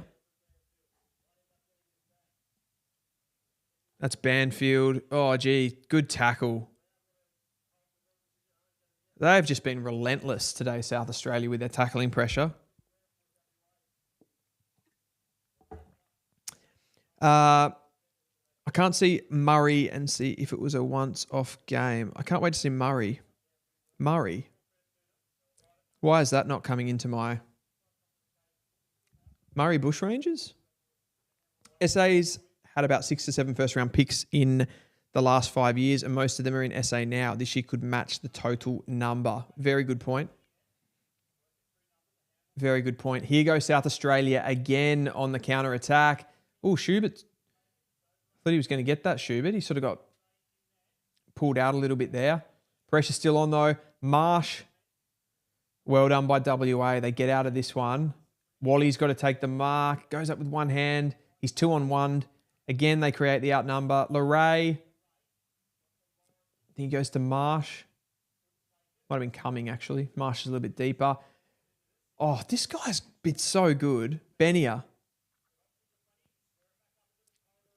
Goes inside. Darlitz. Oh, good kick. Who was that? Is that Cumming again? No.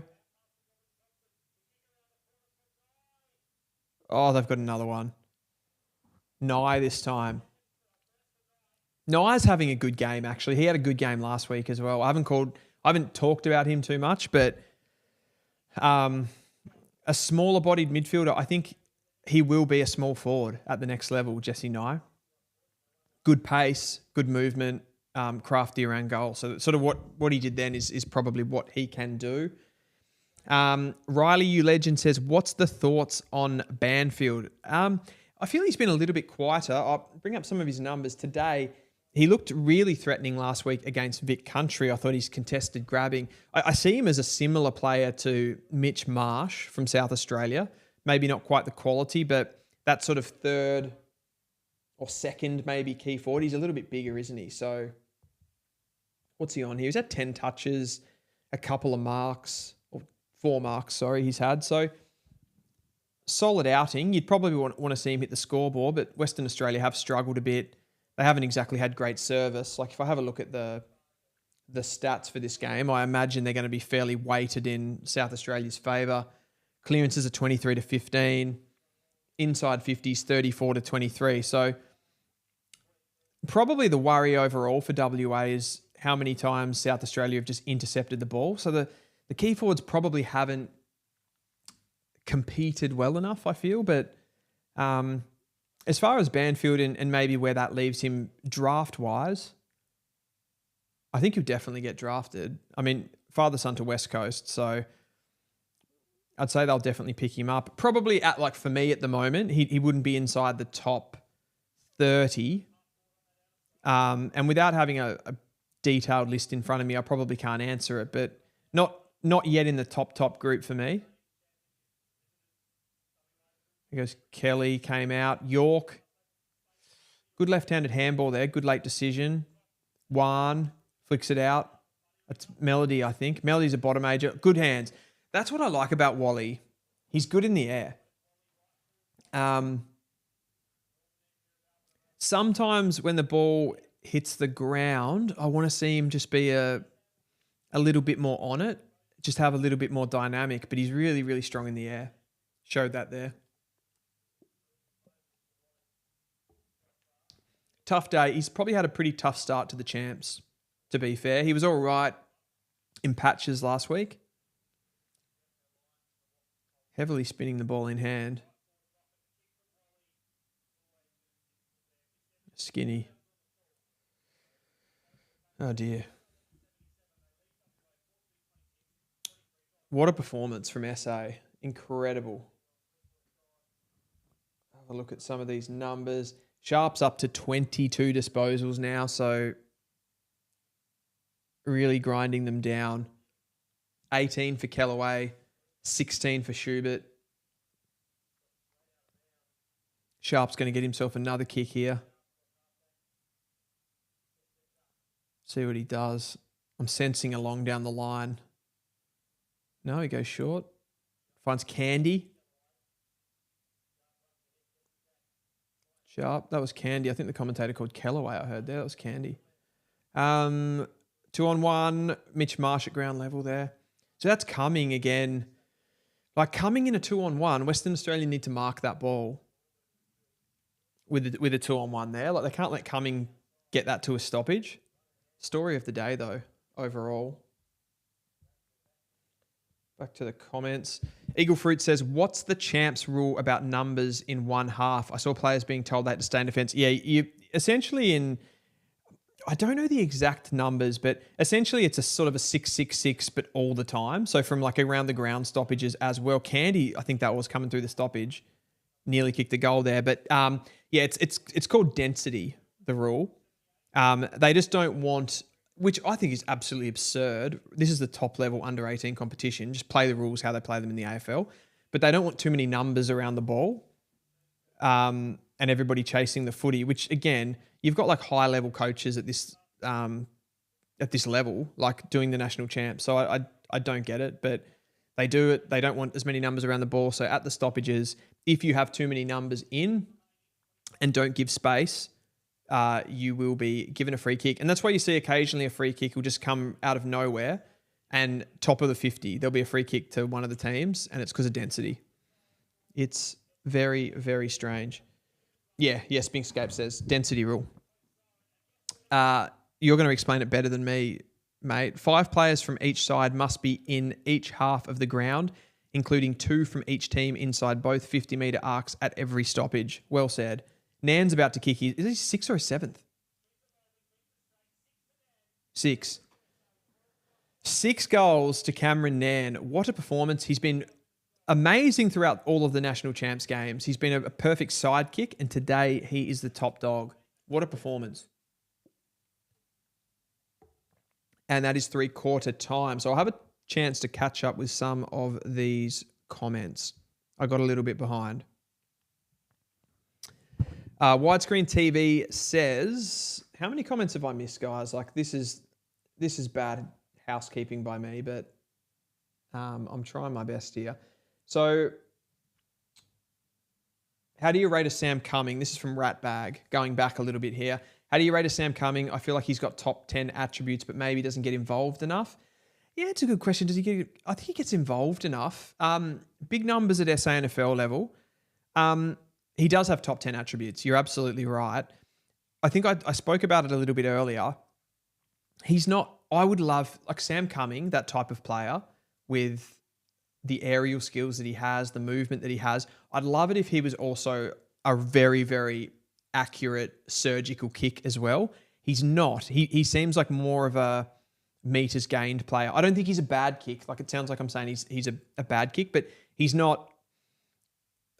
I wish he was like a Josh Lindsay or a Zeke Euland surgical type operator. That would just make him an absolute, like a top fiver for me.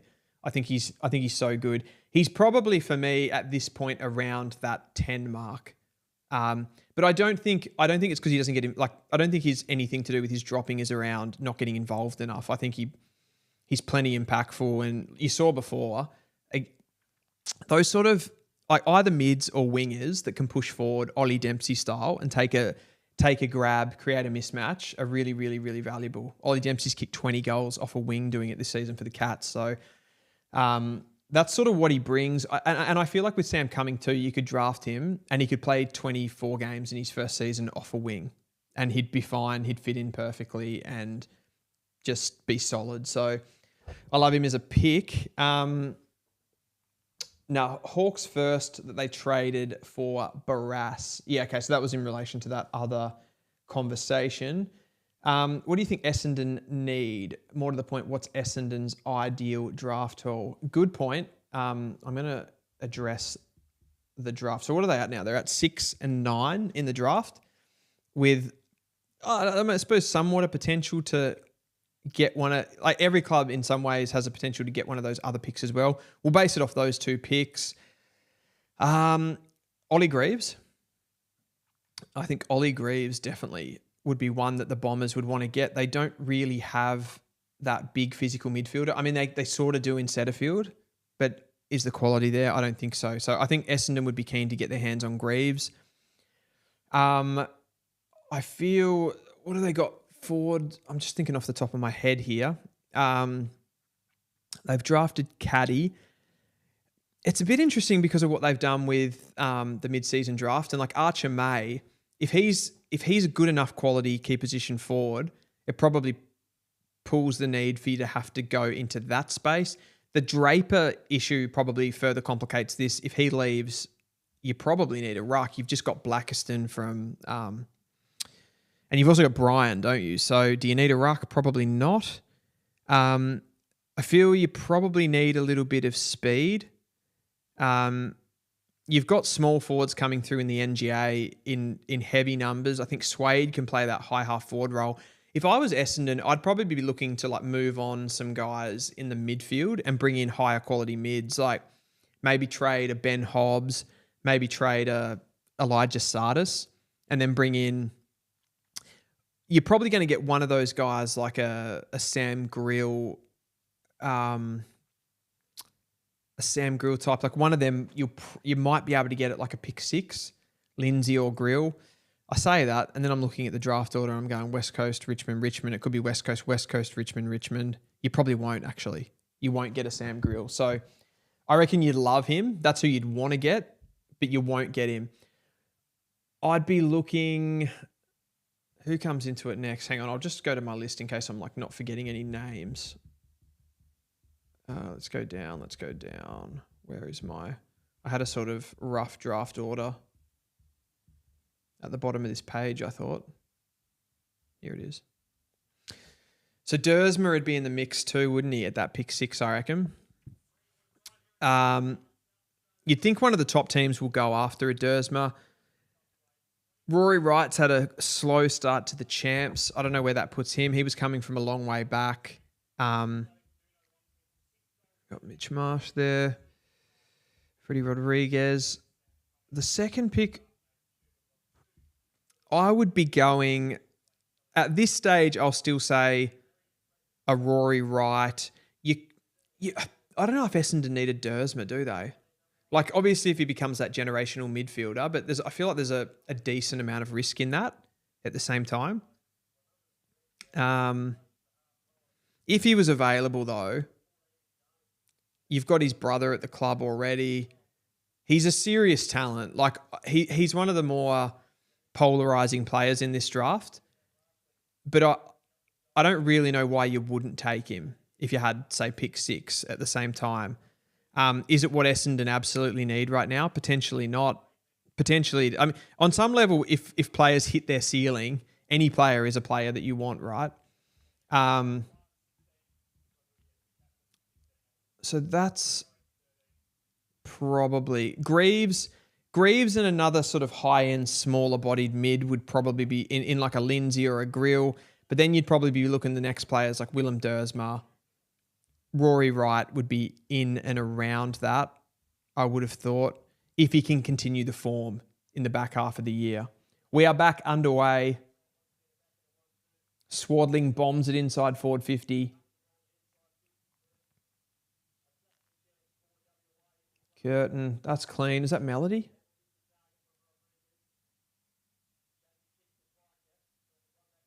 Piker's going to crumb. Well done, Piker. Oh, look at the movement from Nye. That was absolutely disgusting. Oh, I like him. I really, really like him. Let's talk about Nye. I've got so many comments to get through here.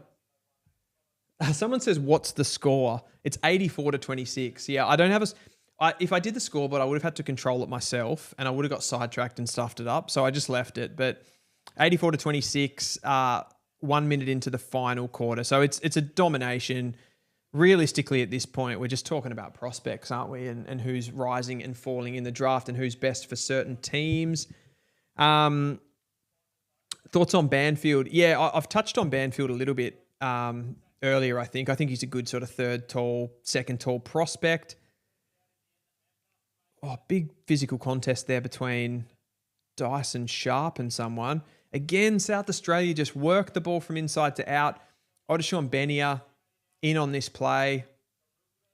Schubert with an acre.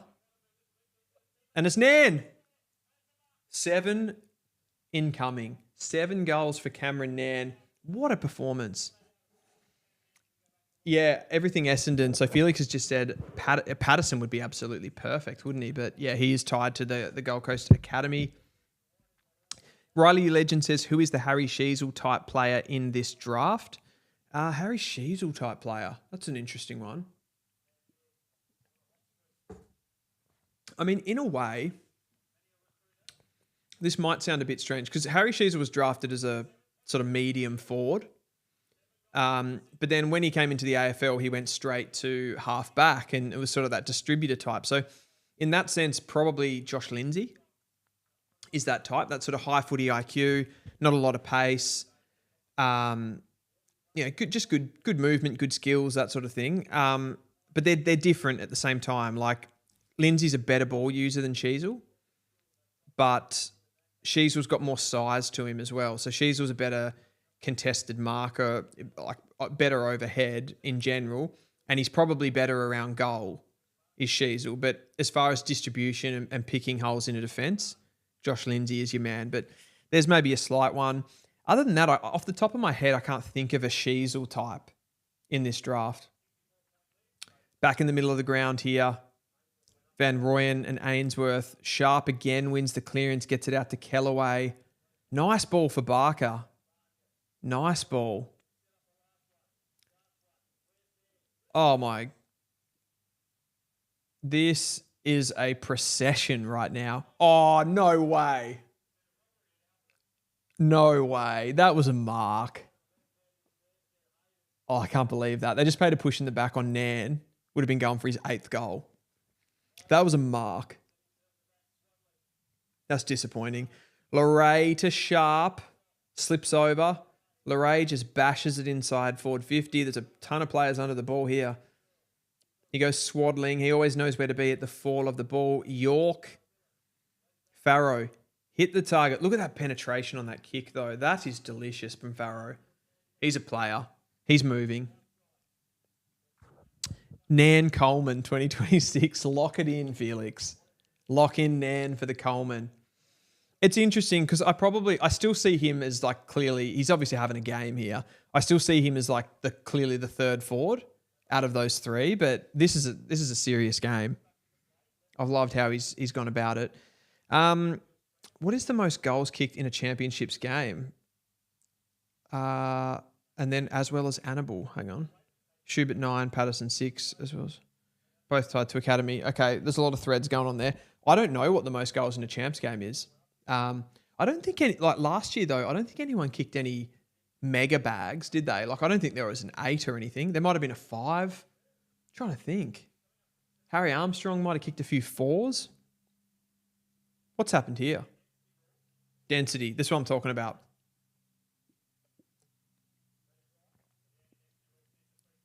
So for density, like you just get a shot from just outside 50. Like it's absurd. These guys will be playing AFL and they're basically playing like under 10s rules.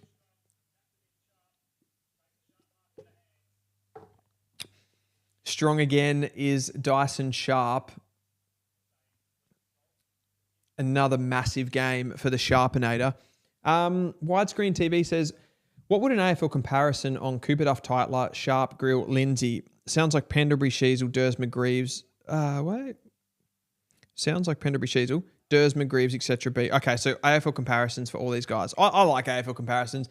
Never take an AFL comparison too seriously, right? Like, it doesn't mean they're going to be that player, but it's just traits, right?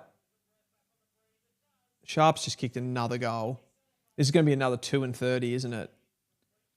Wow. SA have just absolutely destroyed everyone. They are a win against Vic Country away from destroying this carnival. Yeah, you're right, Felix. He is clinical inside 50.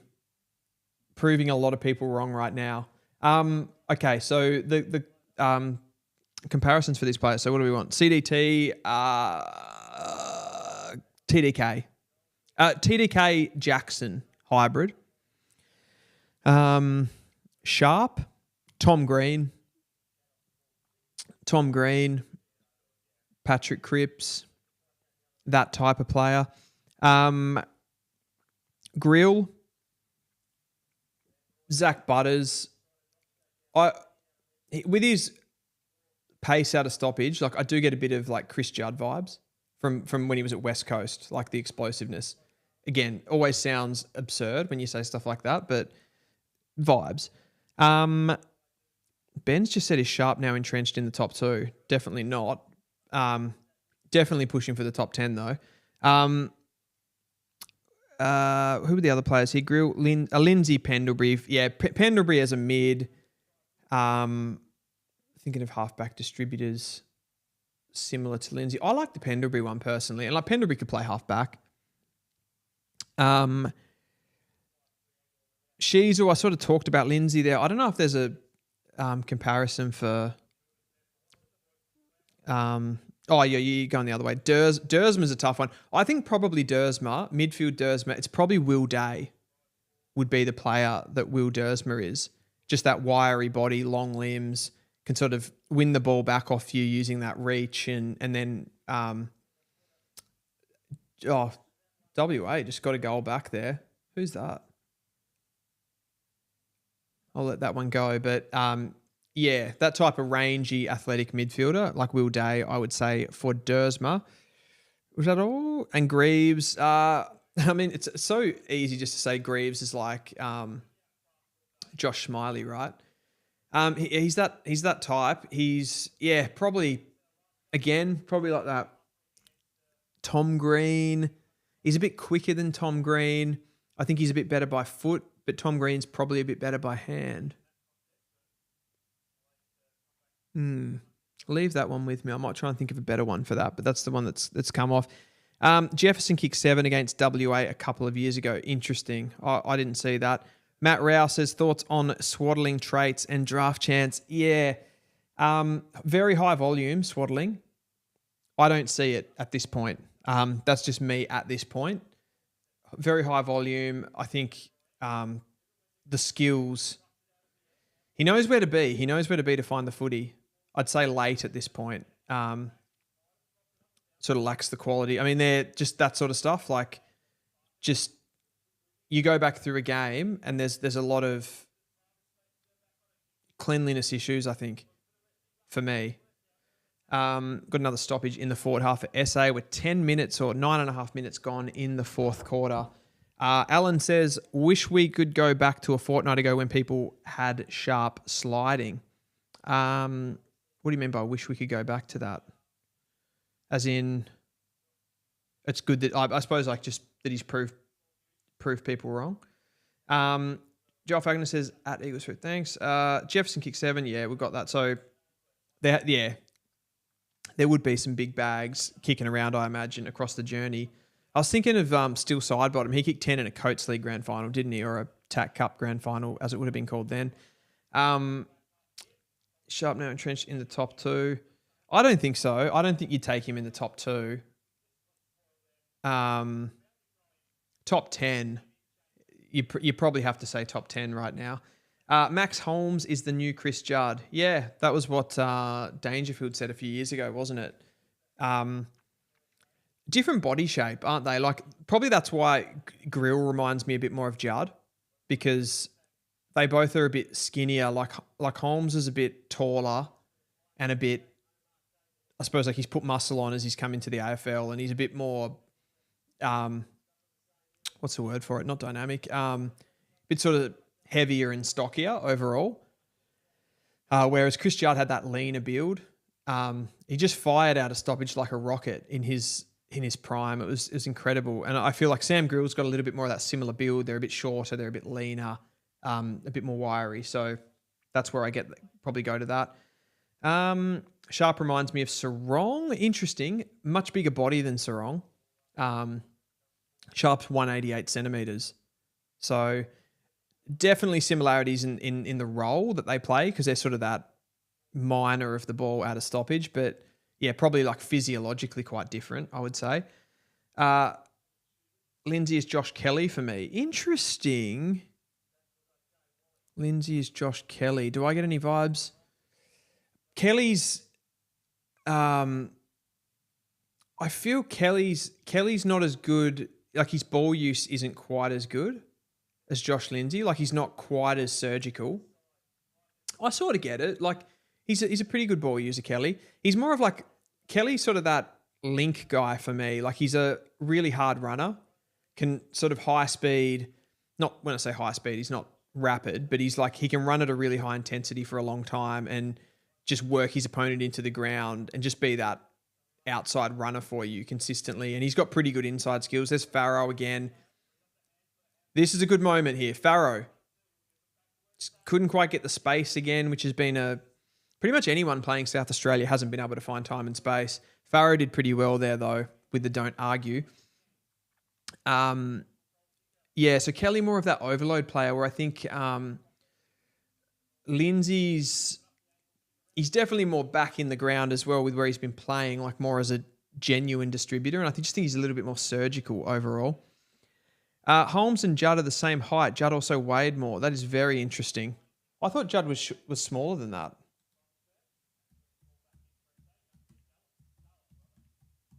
You might be right, though. 189 centimetres, Chris Judd. You're absolutely right. I thought he was like 183. Well, I got that completely wrong, didn't I?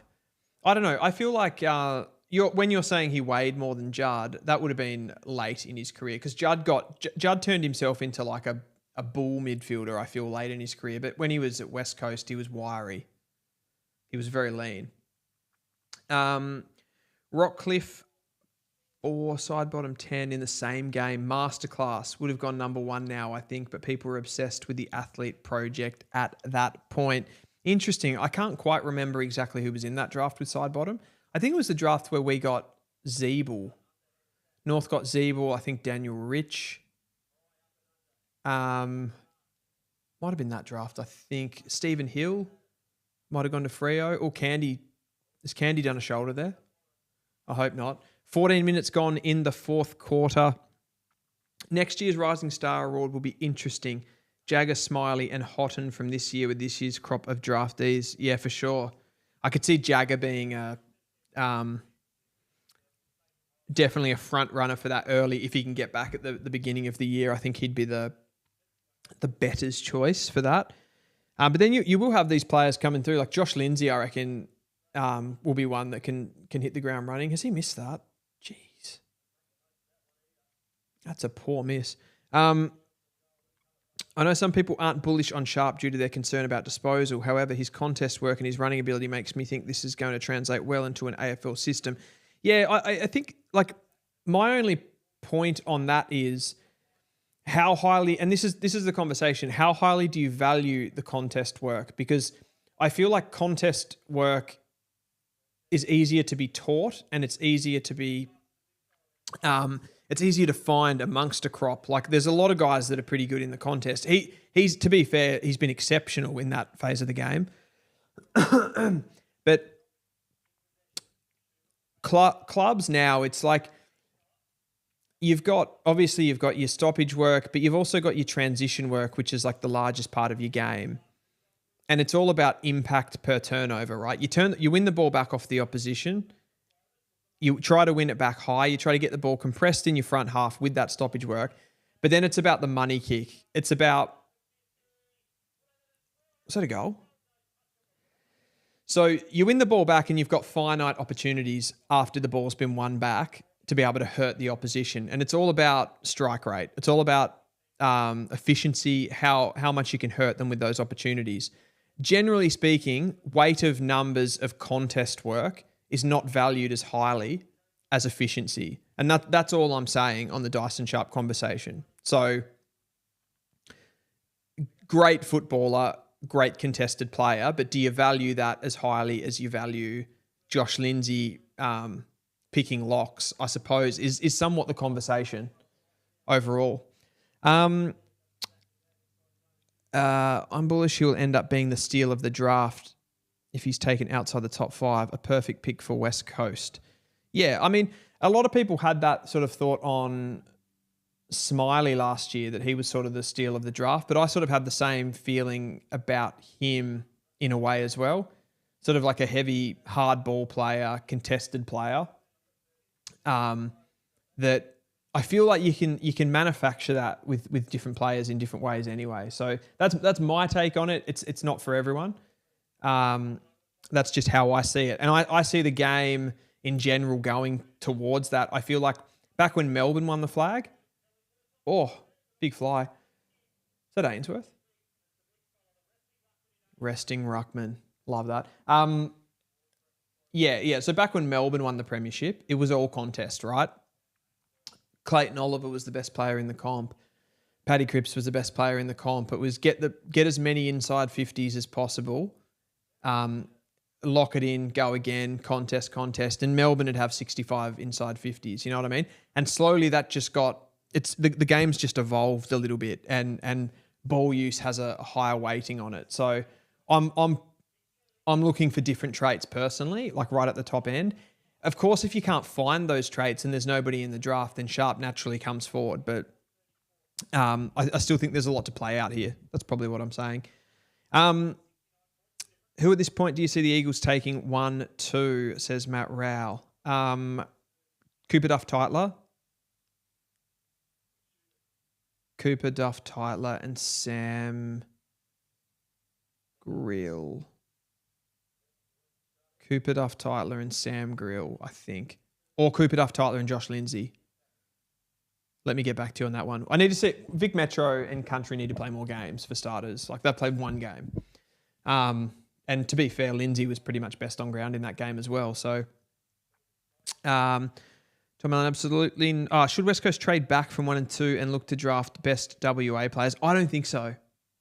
Just take the Victorians. Like if they're there, if they're the players that you want, or South Australians or wherever they come from, just take who you think is the best for your team. That's what I'm doing. Oh, coming again. Good hands from Sharp there. Gets it to Cook. About 5 minutes to go. Mitch Marsh. Good turn. Good tackle there by the WA defender. I think for Eagles, if they're looking at him, is they care a bit more about the handball game over the kicking game. So in my opinion, he's the guy where you don't need to rely on kicking. But yeah, agree. Yeah, I think like at some point, even if you play a handball heavy game, you still need kickers, right? And I think you need to go into modes as well. So was that Leray? That was an absurd goal. I think that was Matt Leray. No, it wasn't. Tim Alba. What a goal. That was incredible. Yeah, you got to be able to go into mode. So like even West Coast are sort of playing this pretty physical, pressure-based game. Very direct. They don't have a lot of possession at the moment, but you can't play 4 quarters like that. Like as they develop and improve, they can't play like that all the time. That can be their sort of DNA, if you will, but you're going to have some control over the game. And when teams put pressure on you and go on surges and momentum swings, you're going to have to get the ball. You're going to have to kick it around a little bit, hold on to it, pick through zones. You're going to have to go into different modes, essentially, and you need kickers for that. It's pretty much how Brisbane won their flag last year. A lot of it was based on those going into different modes and then striking with the forward power that they had. So I think it's still really, really, really important to have kickers regardless of what game style you play. Spingscape says we can't take such a mentality. Yeah, I agree with you. That's on the West Coast, drafting local players only. I don't think that's going to hold you in good stead. Schubert takes a mark inside 50 again. Could anyone bolt up the draft board into the top 3, and who do you think that could be? Mitch Marsh probably has the capability to do something like that, I feel. I should have got a full draft list. I'll see if I can open up one of my docs here and just because I'm forgetting names like in the moment. Let's have a look here of potential bolters. I mean, I'm loving Harley Barker. Draft rankings. Where are my draft rankings?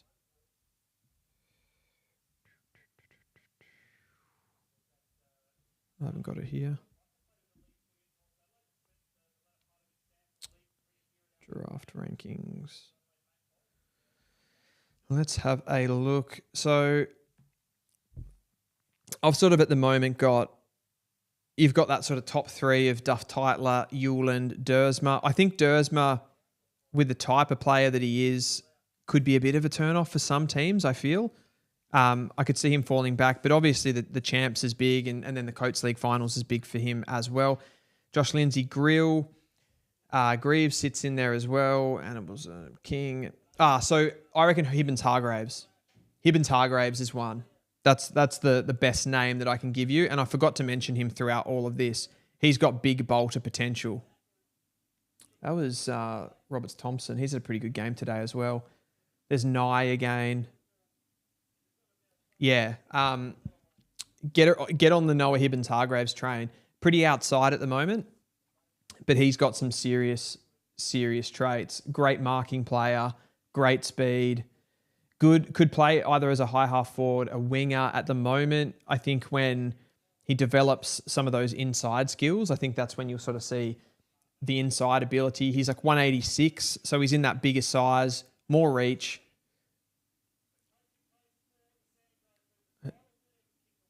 Tyler Williams. So WA get another one back there. They've had a couple of nice moments in this last quarter, but yeah, obviously well beaten today.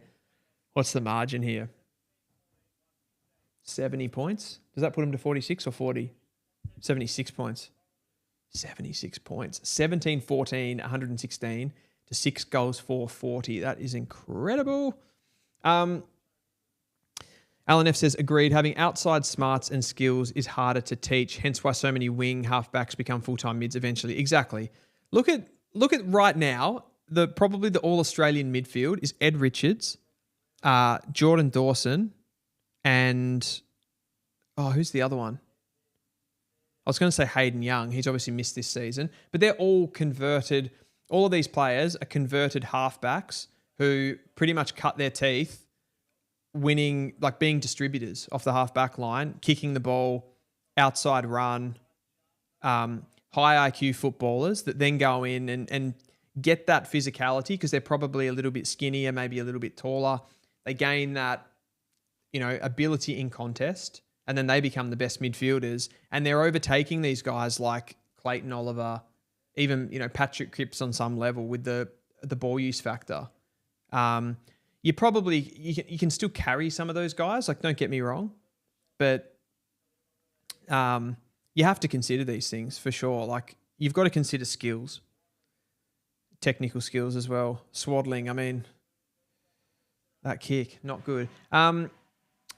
Sharp doesn't win enough ball at stoppages on the move, though he plants his feet and uses his strength to move players from position. Won't be able to do that against men. It's a decent point as well. Like you do have to look at that. How is he actually gaining those stoppage wins? He does get on the move sometimes, but he's not lightning quick or anything. 3-4 years into the AFL competition, you could see him. I mean, he's a big frame, isn't he? Like he's a big guy. He could probably like transform into someone like a Tom Green, something like that, because that's sort of what Tom Green does most of the time, right? Sort of protects the area. That is the final siren. South Australia have dominated Western Australia, 76 points. Incredible stuff. So that's another thing to take into consideration, just how you're winning those possessions as well. Everything Essendon says, I hope Ainsworth gets drafted. Don't know how many clubs will be keen on rucks though. Yeah, we kind of saw it last year, didn't we too? Like with those permanent rucks, they just didn't really get taken in the top end of the draft. Like even someone like God, now my mind's going blank. There's too many names to remember. Who's the guy that went to St Kilda from South Australia? Oh, God. Somebody tell me in the comments quickly. Help me. What is his name? Dodson. Thank you. Yeah. Those types of players, like Dodson at one point was talked about in like the top 15, the top 10, and ended up going in like the 50s or the 60s. So kind of case in point, I think clubs don't like to go for that position unless they're really, really special, which could be Cooper Duff-Tytler. There's a chance, I think, because of Cooper Duff-Tytler's position that clubs don't take him, but there's a serious player in there for sure. Eagles have 0 good ball users. That is their main problem. Foot skills should be number one priority. Yeah, I think so too. Nobody controls the ball for West Coast. They cannot. Their entire method is to go direct and then just try to win repeat contests. It's a very physically demanding game style as well. So you're going to burn out in patches. And I think that's probably where you see West Coast. Like they can actually look like for periods. The game against North the other week, like they dominated us for periods of time, but it's an exhaustive game style. It probably makes you, it somewhat contributes to the fact that you miss a lot of shots too, because you're exhausted by the time you get the shots. I think it has to be taken into consideration when you're building a premiership team for sure. Schubert super unselfish today. Totally agree. He had a serious game going on in the background there that kind of took Cameron Nairn sort of had centre stage, but Schubert had a genuinely good game. I think he had the most score involvements for SA, which was awesome. Is there a lack of key defender prospects, or will some of the key forwards get drafted to play back, you think? Yeah, that's a good point too. Not something I've considered too heavily, but yeah, like a lot of key forwards aren't there. It sort of tends to be a bit like that though, doesn't it? Because key forwards are sort of considered the higher talent options, but there are some pretty nice sort of intercepting defenders. The Carlton father-son from Vic Country. I'm having a bit of a mind block at the moment with some of these names. What is his name again? Everything Essendon. Felix, help me in the comments, please. But he's one. I think you've got Xavier Taylor, Max Condagianis, but yeah, more than genuine key defenders that are like 200 centimetres, there's more like low 190s guys, more those hybrid running defenders. Dean is the one. Harry Dean, isn't it? Yeah, from Vic Country. So yeah, he's a really good player. I think he showed his high end potential in that game. So we need to see more of him from the champs to see what he can become. But he's certainly one that I think is pushing for that top 30 with the position that he plays. And if you actually look at it from last year, the top key position player went as it was a key defender in Alex Tyree. So it's definitely not out of the question that those guys get drafted. Is CDT anything like Luke Jackson? Then he should go number one. Yeah, if CDT is anything like Luke Jackson, 100%. I think he's right in that mix of Luke Jackson and Tom De Koning. So that's what you're getting basically. So if you favour that position, Dodson, we've got Dodson. Oh, I like that. That's a Jurassic Park reference there from Spinkscapes. Dodson, we've got Dodson here. I love that. If CDT is anything like Luke Jackson, I've already read that. Dean, Connor O'Sullivan was the last one. Most of all Australian sides have been guys like Dan Curtin named at centre-half back. This is why I'm so happy Geelong got him. Yeah, good point. 100%. So we might have a look at this top 10 at the moment. Now, this is very preliminary. And I haven't redone this top 10 really since the champs have started. So we might just mix some names here and talk through this together. So some I'm kind of going to have just sort of sitting there preliminarily that have been there for a long time in the top. So, okay. JD17 just says, feel like CDT will be a bust. I think people only say that though because of the position, right? Like because he's a ruck. And I feel like people are doing a bit the same with Dersma. I don't think just because they're not as safe makes them a bust. But let's do it. So I've got Cooper Duff Tytler number one at the moment. We've talked about him a lot. He's a potential generational ruck. I think he's got to be there at the moment. Now, things can change. It's a tricky position to draft at number one, and that might hurt him, but I've got him there. He's impressed me the most out of everyone. I've still got Zeke Hewland sitting at 2, which I've seen a lot of people. I feel like people a lot are dropping him down the ranking because he hasn't played. And I do get it, and it'll probably hurt where his bid comes. But he's a phenomenal player. I think as far as bankable commodities that can pretty much play anywhere on the field, can distribute, can be a combative little contested midfielder, could play high half forward, he has the speed to be able to do that. And just the clutchness and the big gameness of Zeke Hewland, what he did in that Futures game last season was incredible. I think he's just being slept on a little bit, and he'll probably get a later bid, but I love him, and that's where I would take him. Again, I'm putting a premium on that ball use and the skill side to his game. Felix says in the chat here, Zeke Hewland could be one if he was playing footy. 100%. 100%. So I just feel like those guys always get a little bit forgotten about, and they just start sliding down draft rankings to elevate other players, and he still should be there for me. I do have Dersma at 3. I do have a little bit of concerns positionally about Dersma of just what he's going to be, and like I don't want to drag him into the brother conversation where you're going, oh yeah, Xavier's this, Zane's this, so then Willem's going to be this. Willem's definitely. Don't think that he's the exact same player as those other two. He's definitely not the same player. He's got, I think, his ground level stuff is better than the other two. So that's a starter. And that allows him to be able to play more on ball. I think you're finding with Zane that it's like, he's not really a midfielder. He's sort of drafted as a midfielder. He's not really physical enough to be a key position forward. So he's in this purgatory. I worry a little bit about that with Dersma, but he does have the skills. When he's under pressure in the clinches, he definitely makes more mistakes. That's probably all I'll say at this point. But I've got him at 3. He's a pretty complete, tidy player. I'm just keeping an eye on the chat. Jumper says CDT, Lindsay, Annabelle, Hewland, Grill, Dersma, Sharp, Patterson, Fred, Greaves, King. Fair play. I'm just going to go through mine now. So that's the 3. Those 3 have kind of been locked in for me, and they haven't really done anything wrong to displace them. I've got at 4, Josh Lindsay in my rankings right now. I've got at 5, Sam Grill. I've got at 6, Dylan Patterson.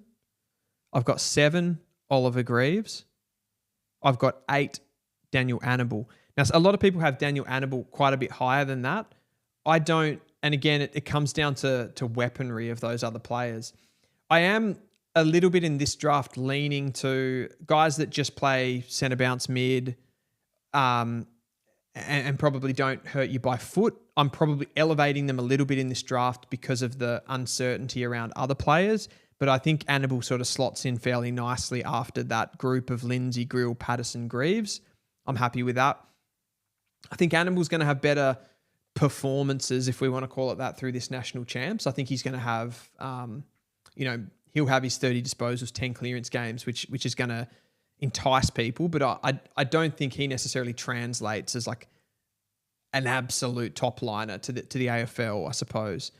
Then I've got Max King at number 9, who definitely could be higher than this, but I haven't seen performances from him enough other than just fleeting moments personally, where I go back to that type of player in the 2024 draft, Sam Lawler. He was doing it. He might not have been getting the volume, but he was doing it in big moments, and I haven't really necessarily seen that from King, so he's a bit of a prospect for me at the moment.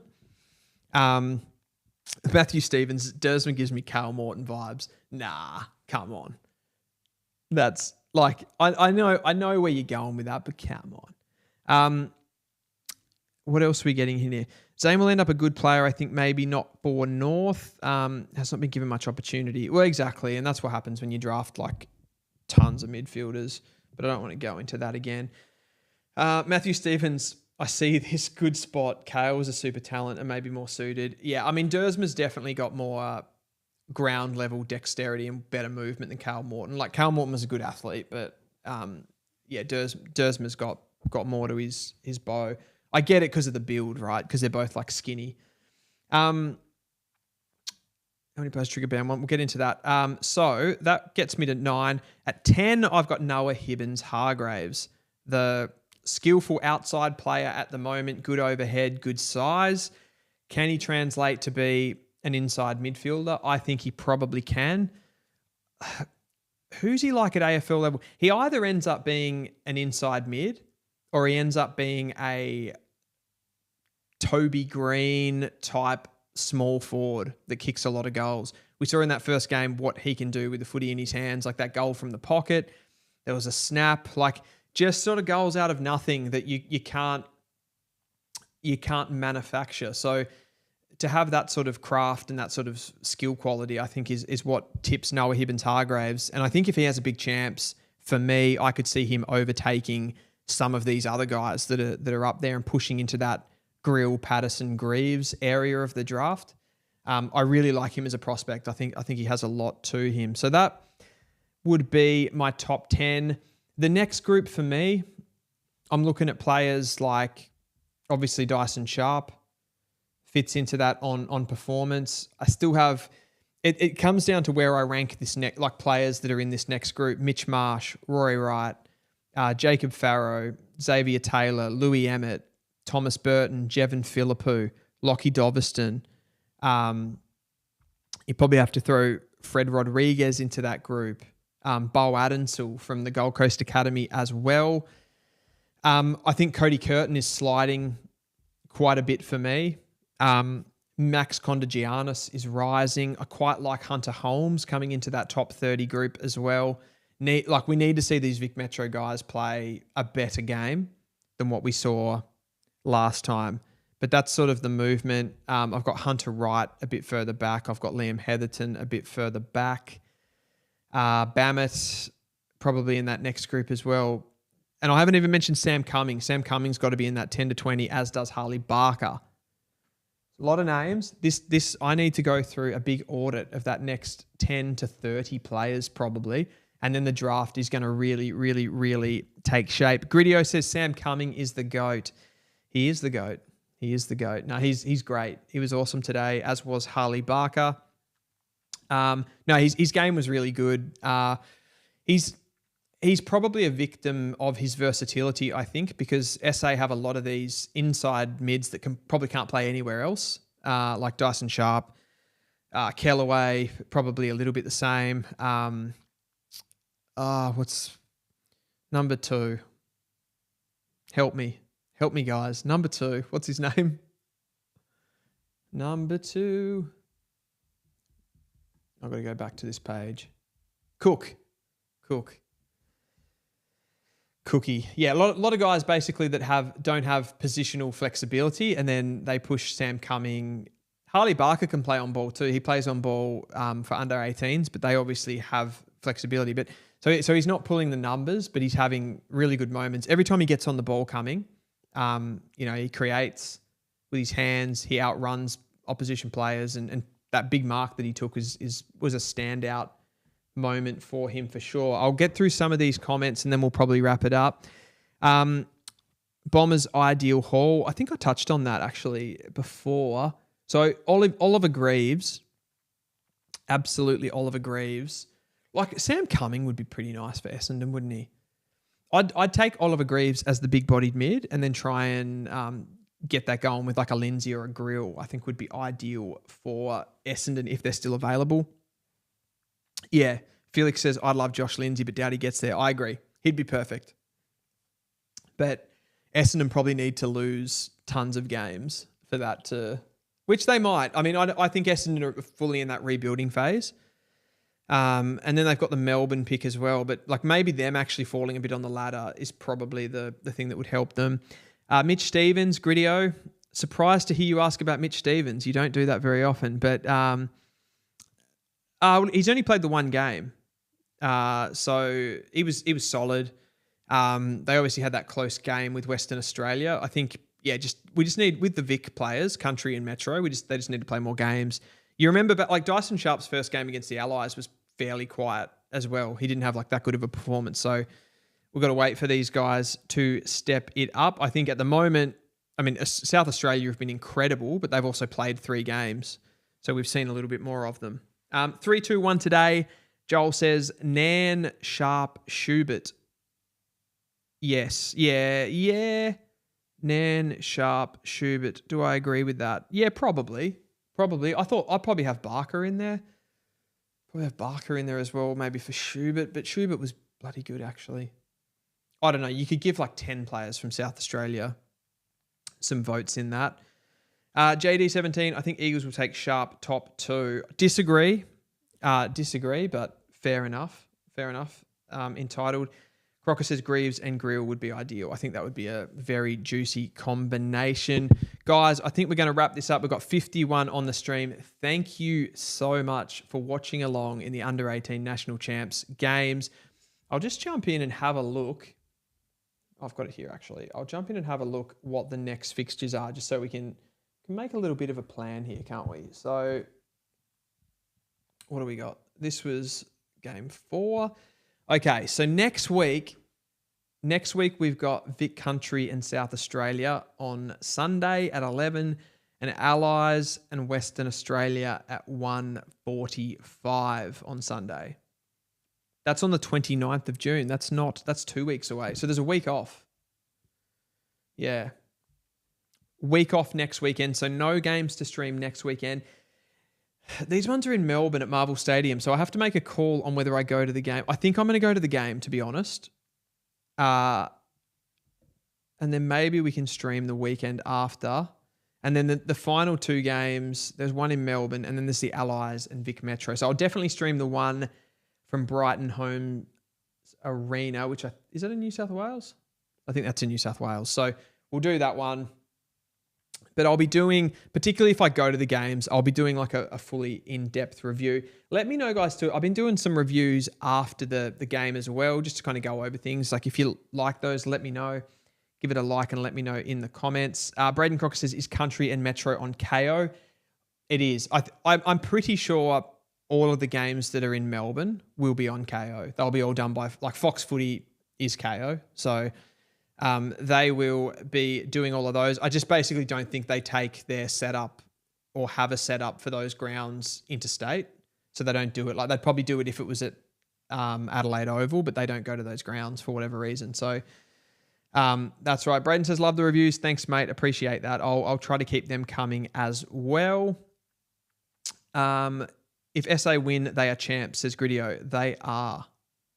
Yes. Yeah. If SA beat Vic Country, they've won every game. So it's a round robin comp. So we kind of talk about a grand final sometimes because it'll be the final game, but it's not a grand final. It's just a round robin comp that you win if you win the most games. So if SA were to lose that game, it probably brings like an Allies or a Metro back into the conversation if they can go clean sweep from here. But I'm pretty confident based on how South Australia have played through this champs that they are going to get a job. Like that was clinical today.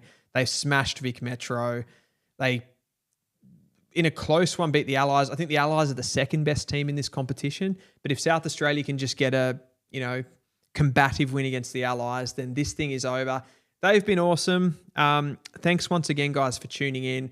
We'll try to keep the videos pumping out. I've been busy with different types of content lately, so I haven't been getting those videos on my channel out consistently. But this has been a lot of fun, and I'll see you in the next one.